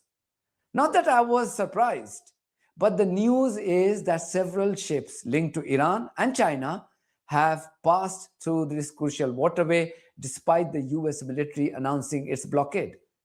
At least 4 of them were Iranian ships and 3 of them Chinese. Yes, 7 of them have passed through that waterway. In fact, 2 of these 3 Chinese ships were sanctioned by the Americans way back in 2023. Don't take my word for it. Watch this Al Jazeera broadcast. And by the way, Al Jazeera is owned by Qatar and not Iran. No, we understand that there is a Chinese ship that's been sanctioned by the US passing through the Strait of Hormuz. Are you hearing anything in Beijing about that? That's right. The Starry Rich, which is a mid-sized oil tanker. Interestingly, it's a Malawi flagged ship, although it is quite clearly owned by China, and it also broadcasts its own signals as being affiliated with China. We know that it left Dubai yesterday on Monday and actually stopped before the US trade blockade was announced, and it actually went to do a U-turn, and then it continued through the Strait of Hormuz, and we know it was the first vessel to pass through the strait since the blockade was imposed on Tuesday. Now, interestingly, as you mentioned, it was actually sanctioned in 2023 by the US for evading its sanctions on Iran. And so really its passage through the strait raises more questions than it provides answers. That's the disdain the Chinese have for this Israeli lapdog. They decided to show the middle finger to the US military by passing the ships that the US had already sanctioned in 2023. There was no doubt in anyone's mind that the US military wouldn't be able to, in fact, it wouldn't have courage to stop the Chinese ships, let alone attacking them. Watch this BBC Newsnight broadcast to understand the Chinese might vis-a-vis the US military. Interesting, Vic, to hear Tom talking about the Chinese element to this, because I was speaking to a senior source in the UK defense establishment, and I said, look, is this blockade of the Strait of Hormuz, is it realistic? And this person basically guffawed and said, well, if the United States is willing to shoot at Chinese oil tankers, are they willing to do that? Well, you don't need to be a geopolitical scientist to understand that China is one of 5 permanent members of the Security Council at the UN and is a nuclear armed power. So what seems to be going on is that Donald Trump, clearly they hadn't expected that Iran was going to be able to close off the Strait of Hormuz, hence the negotiations. He is now wanting to sort of come back with his idea, but here's this pretty senior UK defense establishment source basically saying it's not realistic. In terms of this country, Keir Starmer is saying that the UK is not going to be part of this blockade, but he is convening international leaders later this week with President Macron of France to try and help if there is an agreement to stabilize the Strait of Hormuz. Sabrina Jenkins, what do you... But wait, Trump's humiliation isn't complete yet. Now the BBC is reporting that China may send its warships to the Strait of Hormuz to escort their oil tankers from Iran. Imagine Trump wanted to end the Iranian control of the Strait of Hormuz and deprive the Iranians of this crucial income. Given that an overwhelming majority of the Iranian oil export goes to China, this ain't stopping now. If anything, it is further fueling the rise in oil prices globally. No wonder more and more Americans are now calling out this war criminal's thuggery. I'm talking about Donald Trump. Listen to Democratic Senator Mark Kelly on Fox. Adam, let me be pretty blunt. The American people are poorer and less safe because of this president. He got us into a conflict without a strategic goal, without a plan, without a timeline, without an exit strategy. And at this point, he is just flailing. Tried to get us out through a negotiation the other day. The vice president spent 21 hours. And at the end of that negotiation, I understand that the president was at a UFC fight, enjoying the evening with his Secretary of State. In what world does that make sense? That's how serious he is taking this. We have 13 dead Americans. We have 13 families out there that don't have fathers and mothers and brothers and sisters. There are 150 dead Iranian kids and probably in excess of another 1,000 Iranian civilians needlessly killed. Our magazine depths are somewhat depleted. PAC-3 rounds for SM-3s, THAAD rounds, or PAC for Patriots, SM-3 rounds, THAAD rounds, other munitions. We've spent billions of dollars, and this president does not have a plan. And now his latest thing is he's going to completely close the Strait of Hormuz and continue to drive up energy costs and food costs for the American people. Then the ABC reported this. According to its broadcast, the Trump administration is facing pressure to end its stupid and illegal blockade of the Strait of Hormuz. US blockade, as you say, now in place, and amid efforts to restart peace talks, oil and gas prices remaining high. This morning, the US Navy blockading Iran. 16 US warships are now enforcing President Trump's order to stop all ships entering or departing Iranian ports and coastal areas. 2 tankers under US sanctions turning around as the restrictions went into effect. The Rich Starry, though, now appears to have successfully made it through the Strait of Hormuz, one of 3 ships to cross today. But now, the Wall Street Journal reporting that Saudi Arabia is reportedly warning the US that Iran may retaliate by cutting off oil transport in the Red Sea, a waterway for Saudi Arabia's oil exports. This coming as it appears the US and Iran could be trying to head back to the negotiating table for another round of talks before the end of the 2-week ceasefire. Overnight, Vice President J.D. Vance, who led the failed negotiations over the weekend, insisting progress was made. The big question from here on out is whether the Iranians will have enough flexibility, whether the Iranians will accept the critical things that we need to see in order for things to get done. President Trump saying talks broke down over Iran's nuclear ambitions. And now he's threatening to seize Iran's highly enriched uranium one way or another. Iran will not have a nuclear weapon, and we're going to get the dust back. We'll get it back either. We'll get it back from them or we'll take it. A source familiar with the negotiations telling ABC News the US has now proposed a 20-year suspension to Iran's nuclear program, rather than the permanent end the administration has insisted on earlier. According to the New York Times, Iran's countered with an offer of a 5-year suspension, though there's no word on the administration's response.